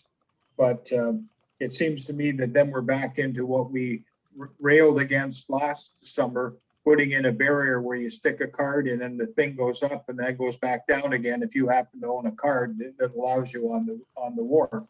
What we've got is we've got a lot of people that just want to drive out on the wharf and drive back again, but really have no reason to be there other than they own the wharf, I guess. So, that's it's a safety issue more than anything else. So, if somebody wants to table this, I will accept the motion to table this, and we'll get a further report from our staff about what's possible. Your worship. Yep. Before the vote to table it, I was wondering if staff felt there's an opportunity to meet with some user groups in just a group and have a brainstorming session on something that isn't before us today. Because again, we don't have to. And the other thing I will say is that if it doesn't have to be made today, the decision this council is making will be warned by the next council. So I have that in mind as well. So I was just wondering if there's an opportunity to make it more user friendly I'll give you an example, the pleasure boaters. Is there a way that they could get down there, drop their stuff off without having to book days in advance and then go able to park their car? Like that's just I'm wondering. Or they have, whether it be a senior citizen in their home that has mobility issues or whatever, is there an opportunity for them to drive down, drop them off so they could go out on a boat? Like, is there any way to be more flexible than we were last year, I guess is my question. And that if we think there is a chance, I think that we should table this because it does not have to be decided tonight. In defense of staff, I will say that our staff is very flexible. I'm sure you've heard of sub complaints, but for all the people that they helped didn't come to you and say what a good job staff had done. So I think it should recognize that we're as flexible as we could be. And when people got denied, it was probably because there's a huge crowds and just there's so much congestion already out there. We can work with a group. The tour boat operators are okay with it. The pleasure boaters, we can talk to 2 or 3 of them and get them involved. The seniors are those that wish to have full access all the time. We understand their position and we can talk to them again, but it's kind of, they just prefer not to have any type of access to or no restrictions on access. So, council kind of has to give us a lead if they're willing to look at that or just kind of go full out, just not have a barricade at all. But if you want to go with the working group, we can sit down and talk to a few people and see if we can come up with a more feasible workaround than what's certainly in front of us right now. Can't we, for the pleasure boaters, can't we just allot them X number of spots and let them manage their own spots? Just give them, here's your spots. You elect your guy that's going to manage them. You figure out your system, whether it's the Commodore or the head of their club or whatever. You figure it out because it's not up to the, like just give them a space to play in and let them play. Then they can complain to themselves, not us. Well, except then they'd need someone full-time at the wharf to manage it because it's still rely on, they may book it, but still rely on our staff to chase people because there is a drop-off zone for anybody to use at the head of the wharf. And that's just why we do bookings, because you can imagine on a nice sunny Saturday, you're going to have 25 or 30 people with vehicles all trying to get in there between the hours of 7 and 8 o'clock to try to get loaded up and out on the water early in the day. And so it makes it a challenge. There's no doubt about it. we're just trying to put a system in place that's practical. So if you force people to follow the system, our staff can be flexible, and I think they are. But lots of times when these people met resistance, it was probably because there was a whole bunch of people or cars and stuff already out there. And so there just wasn't a way to safely bring them out. Have you spoken with these groups already? To the deputy mayor's point, I assume you've spoken with these groups. Not one-on-one. We've talked to, not as a group. We've talked to one-on-one and heard some of the concerns that some of them have had. But as far to have a focal group or to look at what would work, no, we can't say that we've had something that specific. Right. Your worship, just one point on this. The motion that's on the table for the 8 a.m. to 5 p.m. was what was implemented in August of last year. Council did allow for a change in the structure that was presented for gating it completely through July. When we did move to the 8 to 5 concept, and staff did meet with a number of concerned citizens regarding this, their biggest concern was being able to access it in the mornings for coffees and to be able to see the sunset at night. And when we were giving the access before 8 o'clock in the morning and after 5 o'clock, we seem to have little or no resistance that came back or complaints. For the instances that were involved with some of the recreational boaters in the drop-off aspect, there were instances where the wharf was full and we were trying to manage accordingly. However, in most circumstances, the boaters were allowed to drive onto the wharf, unload all of their stuff, but had to park off the wharf because we were trying to restrict as much parking or vehicle parking on the wharf as possible. So there were 15 or 20-minute windows where people would come in, unload, get everyone off, park off the wharf, and then go boating. So there was flexibility within what we did last year, and that was basically what's being represented here. Thank you, Worship. This is essentially the modified process that we put in place last year because people weren't happy. And this year we get petitions because we have people who think they should go down there 24/7 anytime they want to. That's essentially what we're dealing with. The survey was pretty clear. Yeah, Your worship, the deputy mayor would like to speak again. Your worship, I was just wondering if consideration we made just to put up a sign and on each side that is almost like an honor system and that basically says authorized vehicles only, or for whatever the word you might want to use, mobility impaired or whatever. So that way, the average tourist that's coming down will see that, that potentially they shouldn't be driving up and down, but yet the people in our community that really need to get up and down still have the ability. And then you just make it a mandatory mask zone. I'm wondering, and if that doesn't work, then at that point, the council of the time could say, people aren't respecting it. We need to put the barricade up. But you gave users, you gave the public an opportunity to still get down there, but yet not completely limit it and just hope. Because a lot of people, if I drove into a community and saw a sign that said authorized vehicle only or mobility, I don't think I would drive down there. And I'm sure a lot of people wouldn't. And I think that would dramatically decrease the amount of traffic coming and going. And only the people that really need to do it will do it. It's just a different alternative, trying to think outside the box at ways that we can have the best of both worlds. So people that need to get down there can on a regular basis. Put that sign right over the no skateboarding sign. All the other signs we have up there. Hey, You council, need to make a joke. I think that's a good idea the deputy mayor had. what do you want to do here? You want to table this for further information from our staff? No.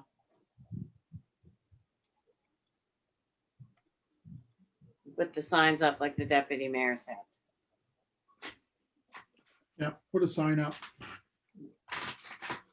So we need a motion then to change it or to amend that council approves the signing of the wharf. Hey, deputy mayor. Move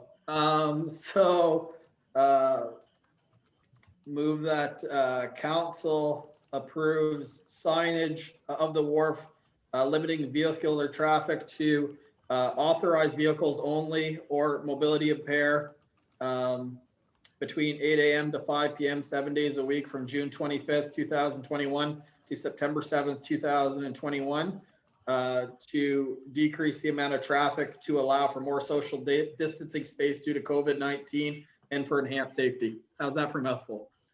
It's good. And I'll second. Don't ask me to repeat it. Okay. Thank you, You're not- Councilor. So what exactly are we doing though? So what's an authorized vehicle? Anyone that, through your worship, to me, it's anyone that actually pays wharf fees at the town of St. Andrews office. Whether you're a pleasure boater, whether you're a tour boat operator, whether you're a commercial fishery, if you're paying to get access to your boat on that wharf, then you should have access to that wharf. And then the other thing would be the correct term for the mobility impaired signs that some people have, or just mobility impaired. Maybe it's an honor system. A lot of people don't have those that can't walk down to the end of the wharf. Maybe we just see how it goes, and if traffic is dramatic, then I think the council of the day will have to revisit this.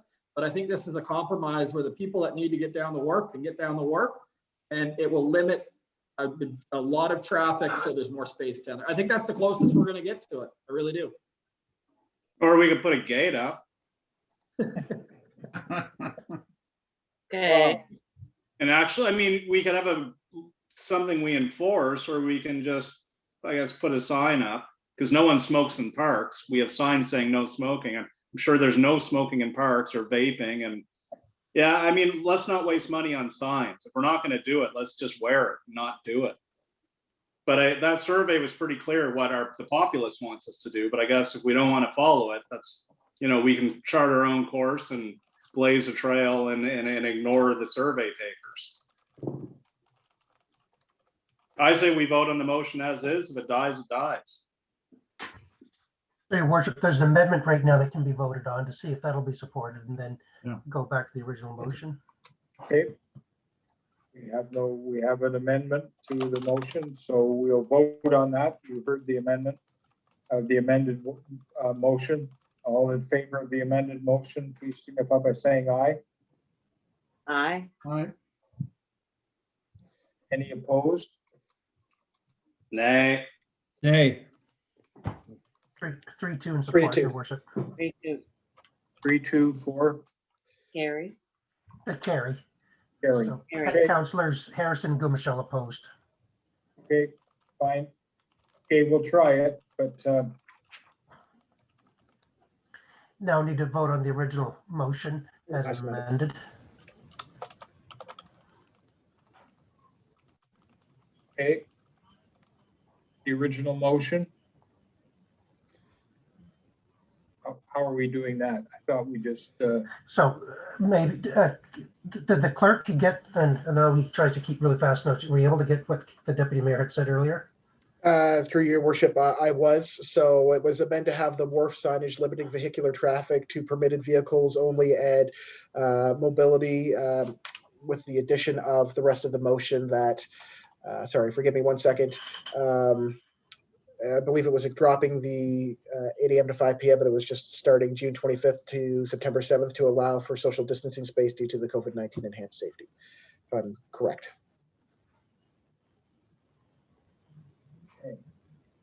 Sounds good. okay.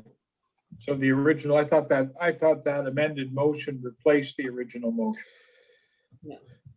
Your worship, it does. So you need to approve, you need to vote on the new amended motion. So that was it was the dropping of the gates, but the addition of the signage instead. Okay.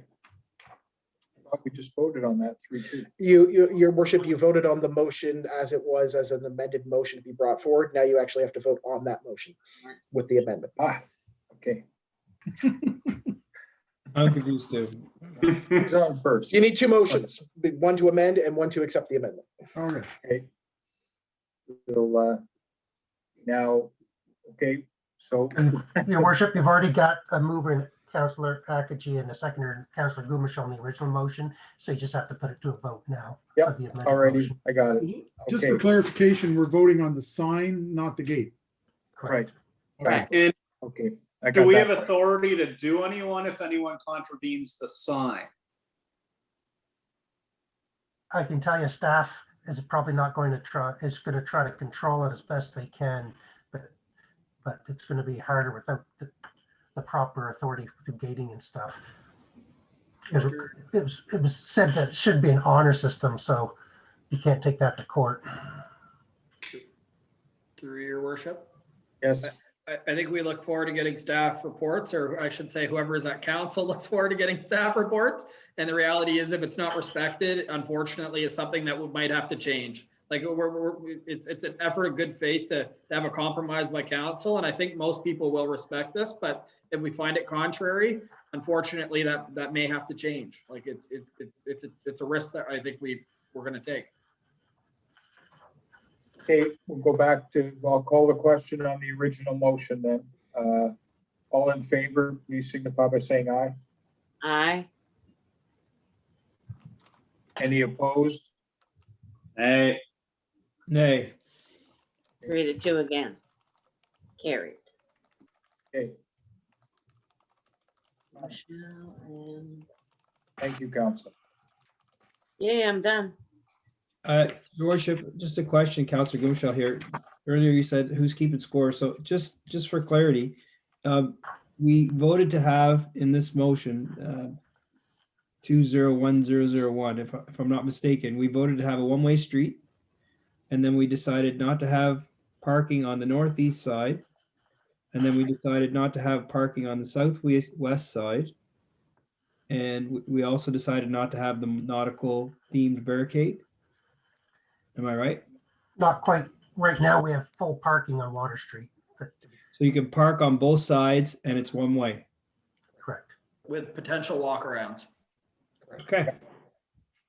So we're not doing we're not giving staff to go ahead to make the barricades. That's correct. Okay. That's We correct. can make them, but there's nowhere to put them. No, just try to keep score. Thank you. I think it's mine, your worship. Yes, Let's see if we can all be unanimous on one here, guys. The next one is BTH 210301. Subject is Proclamation for Disability Awareness Week. Let's Talk Ability, May 30th to June 5th, 2021. The background is the town of St. Andrews has requested by the Premier's Council on Disabilities to move a proclamation forward regarding Disabilities Awareness Week for May 30th to June 5th, 2021. The Disability Awareness Week continues the tradition of the National Access Awareness Week, first established in 1988 to promote better access for people with disabilities. This campaign happened in response to a request from Rick Hansen following his Man in Motion World Tour. For 10 years, a national committee coordinated planning for the week in communities all over Canada. In 1998, a decision was made in New Brunswick to continue celebrating an annual awareness week, but with a new name to ensure that all issues related to persons with a disability could be promoted. 2021 marks the 34th consecutive annual Disability Awareness Week in New Brunswick. The motion reads that Council proclaim May 30th to June 5th, 2021 Disability Awareness Week. Let's Talk Ability in the town of St. Andrews. hey, councilor, can I have a seconder for that motion, please? I'll second it. Thank you, councilor Akaji. Any questions? If not, all in favor of the motion, please signify by saying aye. Aye. Aye.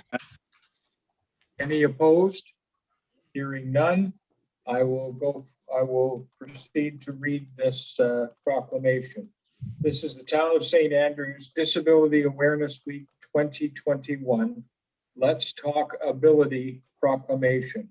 Whereas the week of May 30th to June 5th, 2021 is provincially recognized through the Premier's Council on Disabilities, and whereas the municipality of the Town of St. Andrews is committed to assisting citizens with disabilities to fully participate in our community, and whereas many persons living with disabilities face barriers in the areas of employment, access to information, transportation, housing, education, recreation, and other disability-related supports, and whereas we believe that more citizens with disabilities should have the chance to access disability-related supports to improve their opportunities in New Brunswick, and whereas we support the theme, Let's Talk Ability. Now, therefore, I, Doug Naish, Mayor of the Town of St. Andrews, do hereby proclaim the week of May 30th to June 5th, 2021 as Disability Awareness Week in the Town of St. Andrews, and request all citizens and council in recognizing persons with disabilities and their role in our community in witness whereof I have set my hand and caused the seal of the mayoralty of the town of St. Andrews to be affixed hereto. Great. Thank you, council. The next one, I believe, your worship, is me, reference number RCS 210301, dated March 24th, submitted by myself, and the subject is request for grass cutting at Sir James Dunn Academy, and I'll read fairly quickly. Background reads, the town of St. Andrews has received a request from David O'Leary, principal of Sir James Dunn Academy, regarding grass cutting of the Prince Arthur Field. Please see the letter attached to this report for the request. The school is requesting support based on the pandemic challenges faced by custodial staff. The town's policy has previously been not to mow lawns that are not on municipally owned property.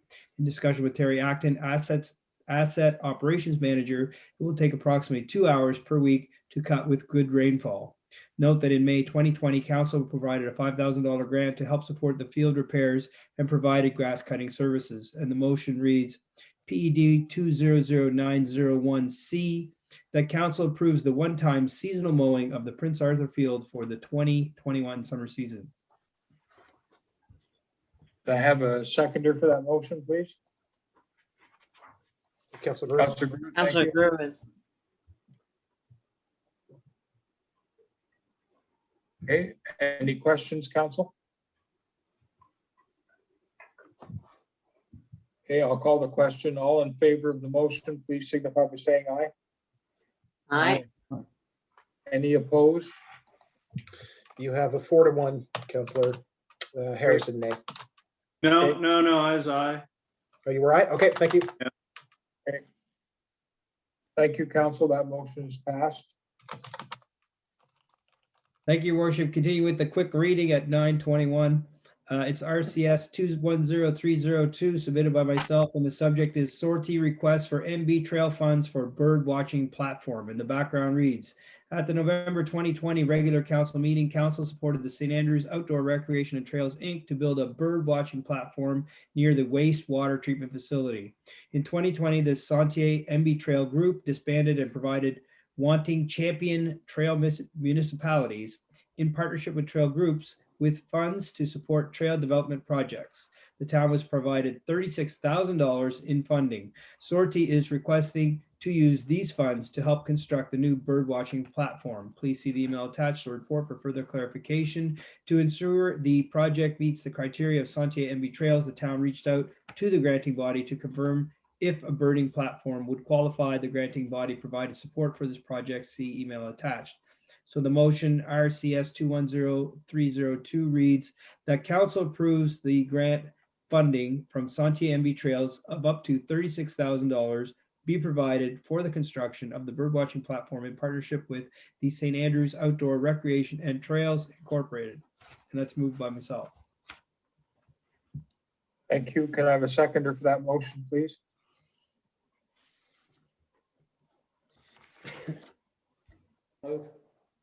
Yeah, Deputy Mayor, thank you. Any questions, council? If not, I'll call the question. All in favor of the motion, please signify by saying aye. Aye. Any opposed? Hearing none, that motion is passed. Thank you, your worship. Continue with the fast reading. RCS 210303 A and B, dated March 24th, and the subject is wellness programs for the town of St. Andrews. And the background reads, the town of St. Andrews has an opportunity to participate in 2 wellness programs being offered in the community. Number 1, a pilot project for dementia awareness and training support from the New Brunswick Dementia Friendly Institute. And number 2, a pilot project with the Heart and Stroke Foundation for stroke navigation. Please see the documents attached for additional info. The request from the users is the support of space and helping to bridge connections within the community to those who would benefit from these programs. With the new wellness center and the age-friendly community, St. Andrews is becoming well known as a community to build and offer more wellness programs. And the action for the first motion, RCS 210303A, that council supports the town of St. Andrews in participating in the New Brunswick Dementia Friendly Institute pilot project for dementia awareness and training support. And I would make that motion. Can I have a seconder for that motion, please? Councilor Group. Councillor Grew, thank you. Comments, council? Not, all in favor of the motion, please signify by saying aye. Aye. Any opposed? Hearing none, that motion is passed. Thank you, Worship. And the next motion, RCS 210303B, and the motion reads that council supports the town of St. Andrews in participating in the Heart and Stroke Foundation's pilot project for stroke navigation, and I would make that motion. Thank you. Seconder, please, for the motion. Councilor Group. Councillor Grew, thank you. All in favor of that motion, please signify by saying aye. Aye. Any opposed? Hearing none, that motion is also passed. 3 motions in 5 minutes. Woo. Okay, you've thrown the gauntlet. All right, Councillor Harrison. Can I go? Okay. PED 210202D, bylaw 21-02 being a bylaw to establish a planning advisory committee for the town of St. Andrews. Second reading. At the March 1st, 2021 regular council meeting, council moved forward with first reading to bylaw 21-02 being a bylaw to establish a planning advisory committee for the town of St. Andrews. The following is the timeline of the process. We moved to first reading, a call to public hearing of objections, and obtained the views of PAC on March 1. The public hearing of objections was held March 22nd. I do not believe there were any objections. And PAC also had no objections. And that's what came out of our letter to them. So the motion is that council grant leave for second reading of bylaw 2102, being a bylaw to establish a planning advisory committee for the town of St. Andrews. Can I have a seconder for that motion, please? I'll second it. Thank you, Councillor Akaji. Comments, questions from council? Hearing none, I'll call the question. All in favor of the motion, please signify by saying aye. Aye. Any opposed? Hearing none. I will read by title for the second time, bylaw 21-02. Bylaw 21-02 being a bylaw to establish a planning advisory committee for the town of St. Andrews. Title, Advisory Committee established, duties and powers, read for the second time this of April 2021. Okay, Councillor Harrison. Okay, PED 210203D, amendment Z21-02 to zoning bylaw Z21-01 for rezoning 108 Sophia Street, second reading. The applicant, Dr. Tammy Matheson and Dr. Kristen McAllister, are requesting the rezoning of 108 Sophia from SR Service Residential Zone to MU Mixed Use Zone. This rezoning also requires changing the property's designation on the municipal generalized future land use map from residential to commercial. There's a staff report attached, and the timeline thus far on this is the first reading, the call for public hearing of objections, and the views of PAC were held on March 15th, 2021. And the public hearing of objections is scheduled for April 15th, 2021. And we can host the public hearing of objections between first and second reading or between second and third reading. As this is a time-sensitive process with a real estate agreement in place, it is advised to move to second reading. So the motion is that council grant leave for second reading to bylaw Z21-02, a bylaw to amend bylaw number Z21-01, being zoning bylaw for town of St. Andrews. Can I have a seconder for that motion, please? Councilor Group. Councillor Grew, thank you. Comments, council? Your worship, can I just throw a couple of things out there? Certainly, yep. First, if the planner could advise me, Mr. Gopin, when is the PAC meeting that's going to be reviewing this? PRAC has already reviewed it, I believe. I think it was at the last PRAC meeting, and they gave their views in favor. So, Your Worship, the reason I wanted to bring this up is the potential owners would like to move this up even sooner. The only thing that's holding it up was the reading of the bylaws. So knowing that the public consultation is on the 15th, would council be okay with staff moving third reading to April the 26th meeting before committee? Which means it would give them an extra week to move into the building and things. I mean, which would allow us to move the closing date by a week. Your Worship, Councilor Michelle here. I think that's a good idea, but could we poll the neighbors on this? Like, I know downtown, if they're putting up a new sign within so far, we got a letter about a sign. Could we actually poll the neighbors just to make sure that everybody's on the same page with this one? I think. Do you want me to speak to that? Yeah, please. I know it's already been done, but go ahead. So the idea, so with variances and things that are going through PAC or PRAC, they're sent mail outs because they're considered to be more directly affected. With rezonings and municipal plan amendments, they are considered to affect the entire town. So instead of doing a mail out, that's why we do a public hearing, and notices go on the town website, Facebook page. And so it's actually, in some sense, a wider distribution of information.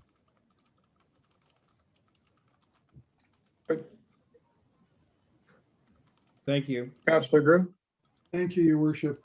One of the things I was just looking at, and perhaps the planner could enlighten me, is under our zoning bylaw, there's a requirement to have one parking space for every 25 square meters of the establishment. Is there enough parking space there for the zone to meet that zoning criteria? Well, we haven't gotten building plans yet. So at the time of their plans for whatever building they're going to doing, or when they need permits, then we'll have to check on that. Because wouldn't that be a prerequisite in doing a rezoning to ensure that it meets the criteria? No, there could be variances after the fact. It's been done before, could happen again. Don't forget, Councillor, there's also parking, not just in front of the clinic off of Sophia, but off of Montague as well. So there's 6 or 7 spots there, which should be sufficient. Okay.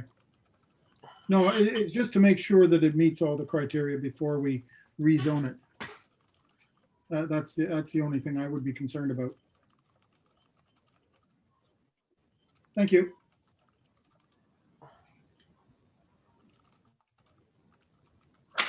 Thank you, Your Worship, on behalf of staff. So sorry, I interrupted you, but you've had a mover and a seconder, so you're ready to move to Okay. motion if there's no more comments. Ready? I will call the question, and all in favor of the motion, please signify by saying aye. Aye. Any opposed? Hearing none, and I will read this for the second time. This is bylaw number Z21-02, a bylaw to amend bylaw Z21-01, being zoning bylaw for the town of St. Andrews.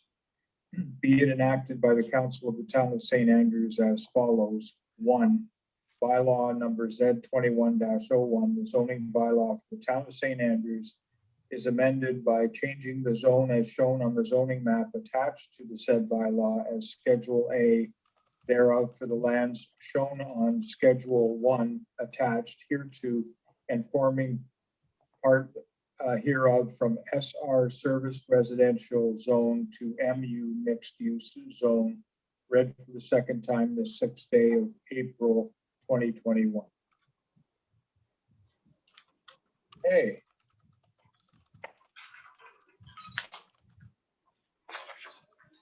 Harrison. Your Worship, Thank prior you. to that, sorry, Councillor, has been 2.5 hours, Your Worship. I need a motion to continue the meeting. Things left. Council, a motion to Feels like we just Continue. started. what?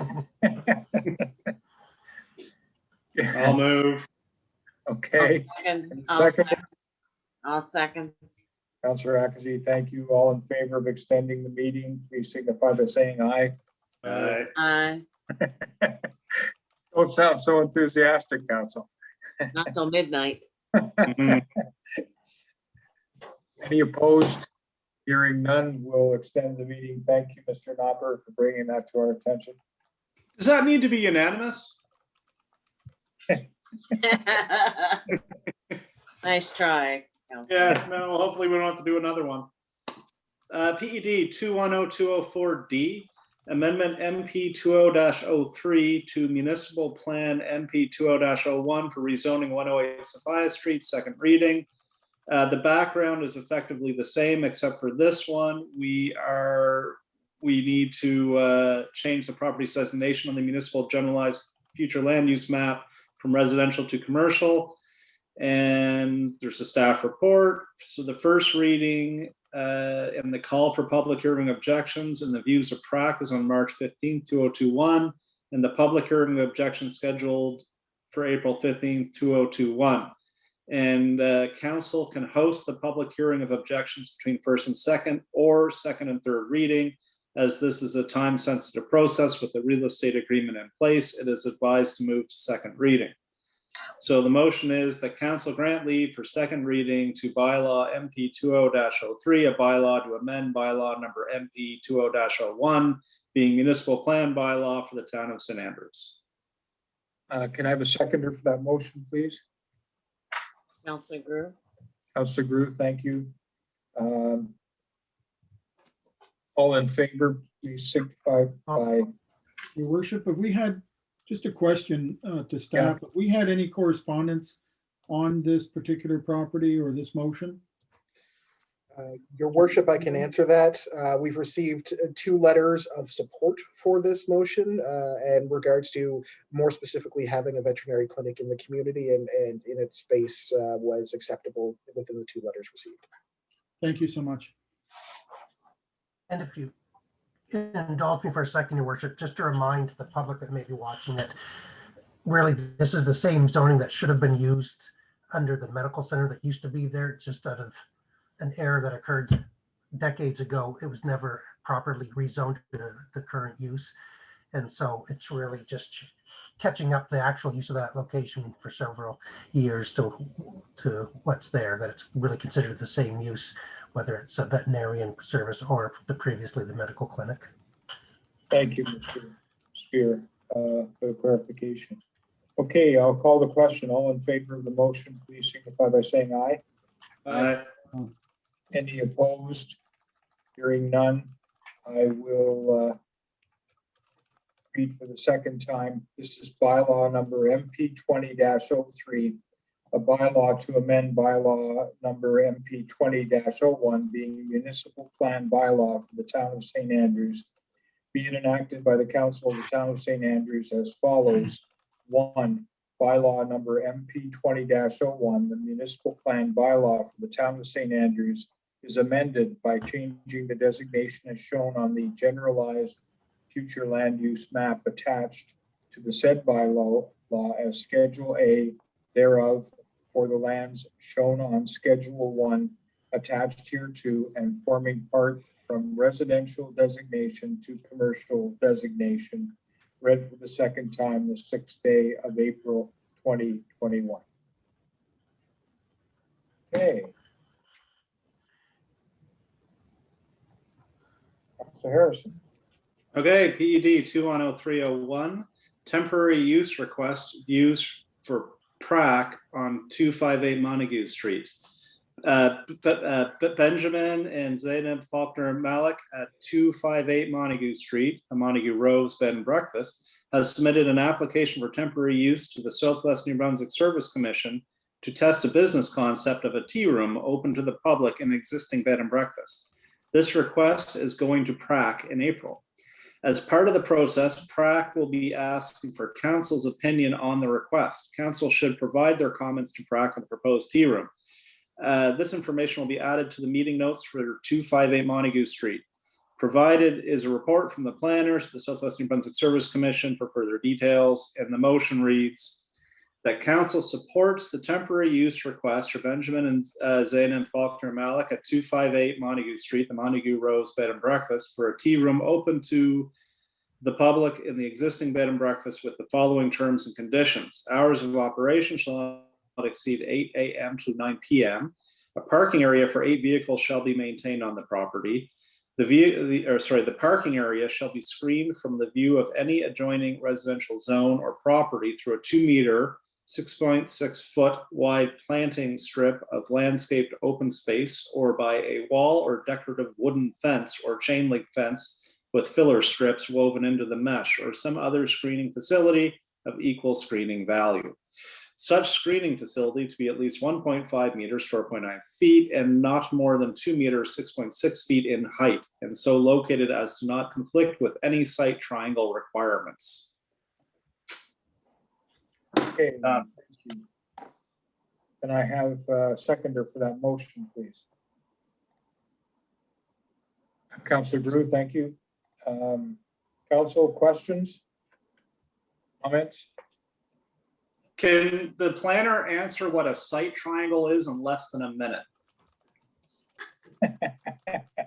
If not, don't try. Go, A Xander, site go. triangle is an area on a corner that you don't want to put landscaping in so that when you approach the corner, you can see cars coming from the other street. Thank you. Your worship. Yes. Thank you. For the benefit of the public, we have a fairly detailed presentation from the planner. This property is a fairly large property. It's isolated from the neighbors, so I don't think there's going to be a significant impact. So as a temporary use, I don't think there's any issues that come to mind on that. And planner can probably enlighten us if there's been any comments or negative comments from anybody. Has there been any, Mr. Gopin? No, there haven't been. We did send a mail out just last week, so it's possible that nothing's come in yet. I did advise the applicant to speak to the one residential neighbor there. So I don't know if they did or not, but that was my advice to them. But I'm sure if there are public comments, we'll hear about them at PAC. Thank you.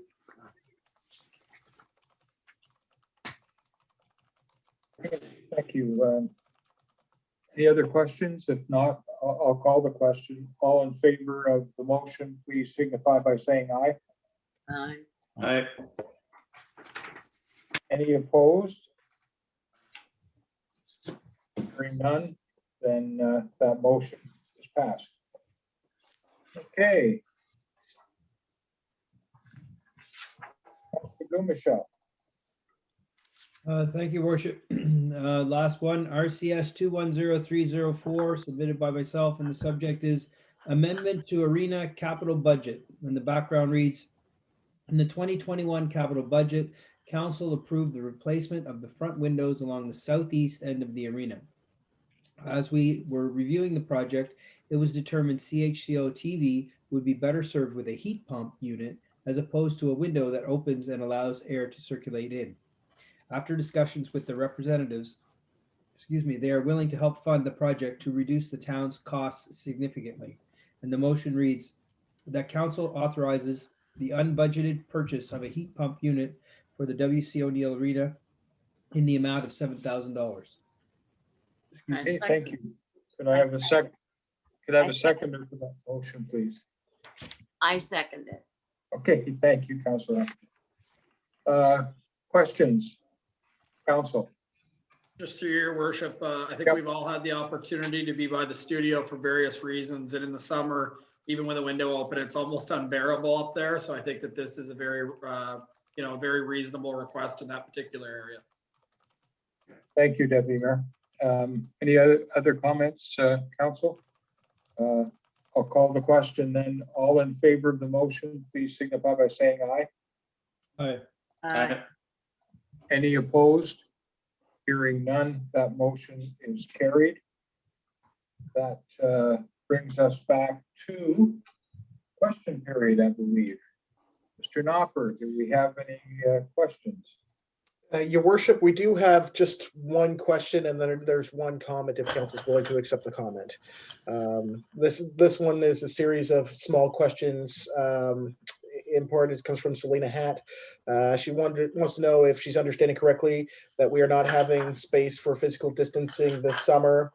And with the variants and all the people that are coming here, do we really anticipate this to be successful, or are we looking at a potential super spreader type event? Well, that's a tough, small question.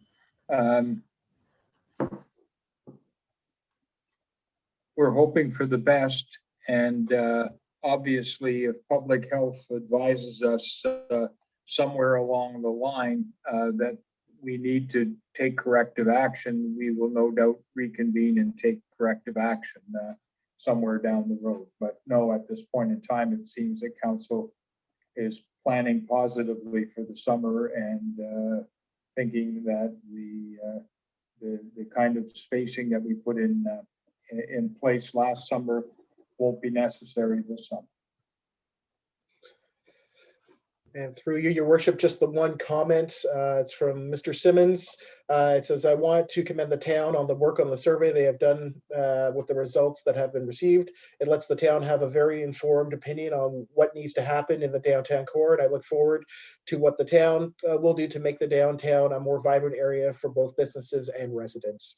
Those were the main comments. I will note, council, that it has been a busy meeting on Facebook. There have been over 67 comments made during the meeting. Good, great. Thank you, Mr. Knopper. Look, councilors and deputy mayors' comments. And mayor's comments, I think I'm commented out already myself, but anybody else want to comment? Your worship. And we need, yeah, Councilor Group, go ahead. Thank you, your worship. I have one comment I'd like to put in, and it's fairly timely, as today the green paper came out for the municipal reform. And in my opinion, this is the biggest issue facing local governments and could have a significant impact on taxpayers. This initiative could affect tax rates, it could affect town boundaries, it could affect municipal budgets, staff levels, municipal vehicle fleets. It could introduce a new level of regional government. The green paper is on the New Brunswick government website. I would encourage everybody to have a look at it because it is going to have a big impact on your life moving forward. And there is an opportunity to make comments, but the deadline for any comments is the 31st of May. So it's a very short deadline, and I would encourage all members of the public to have a look at it and submit their comments. Thank you, your worship. Thank you, Councilor Group. I concur. It is probably one of the biggest things that we faced in the last 10 years, for sure, coming forward. So we need to be on top of it. Any other comments? Michelle, just one quick comment. Sure. This morning on the CBC, I heard a bit about some of the, and I won't go on and on, just very quickly, about some of the work they're doing now in Nova Scotia to make the province accessible. They have a 10-year accessibility plan for all of the communities in Nova Scotia to be accessible. And part of the impetus to pushing that legislation forward has been that the Speaker of the House in Nova Scotia is in a wheelchair. So they've been converting a lot of their municipal buildings, including the legislature, to make it more accessible and have a very set the bar very high for themselves as a province to come up with accessibility plans for all the communities. A lot of the stuff that we've been talking about, whether it's the wharf or the front street, things that pertain to transportation are actually, if you step back and think about it, it really has to do with mobility and accessibility. And I wanted to compliment the sortie, of which I'm a member, but it's actually Dr. Johnson who's been pushing us to make trails in St. Andrews like the exercise park or other recreational spaces more accessible. And I think that the new council coming in, whoever is on that, will have to really think about shouldering accessibility in our community as something moving forward that will address a lot of these things, like whether it's the wharf or getting around downtown. I know that we had an ATV bylaw which got tabled, but part of that was whether we should be allowing golf carts in town, things like that. You put a couple of students on golf carts, like at the airport, so to speak, and you could really help people get around and make St. Andrews a destination for people who have accessibility issues. Since one in three, according to the CBC, the CBC bit on the radio, 1 in 3 people can have some issues with accessibility. So I didn't want to go too much about that, but I did want to kind of hopefully paint it as an issue for the incoming council. St. Andrews should really pride itself on continuing the efforts that we have to be an accessible town, and it will help make us a destination for people with accessibility issues. Thank you, Worship. Yeah, thank you, Councillor Michelle. All right, look, I'm going to look for a motion now to go into closed session, please. So moved. Yep, thank you, Councillor Michelle, and a seconder. Councillor Grew. Councillor Grew, thank you. All in favor? Say aye. Aye. All right, any opposed? Hearing none. We'll go into a closed session, and Mr. Knopper, can you disconnect us from where we need to be disconnected from? Ready? I think this is the most tired I've ever been after a council meeting right now. I'm spent. Oh, yeah.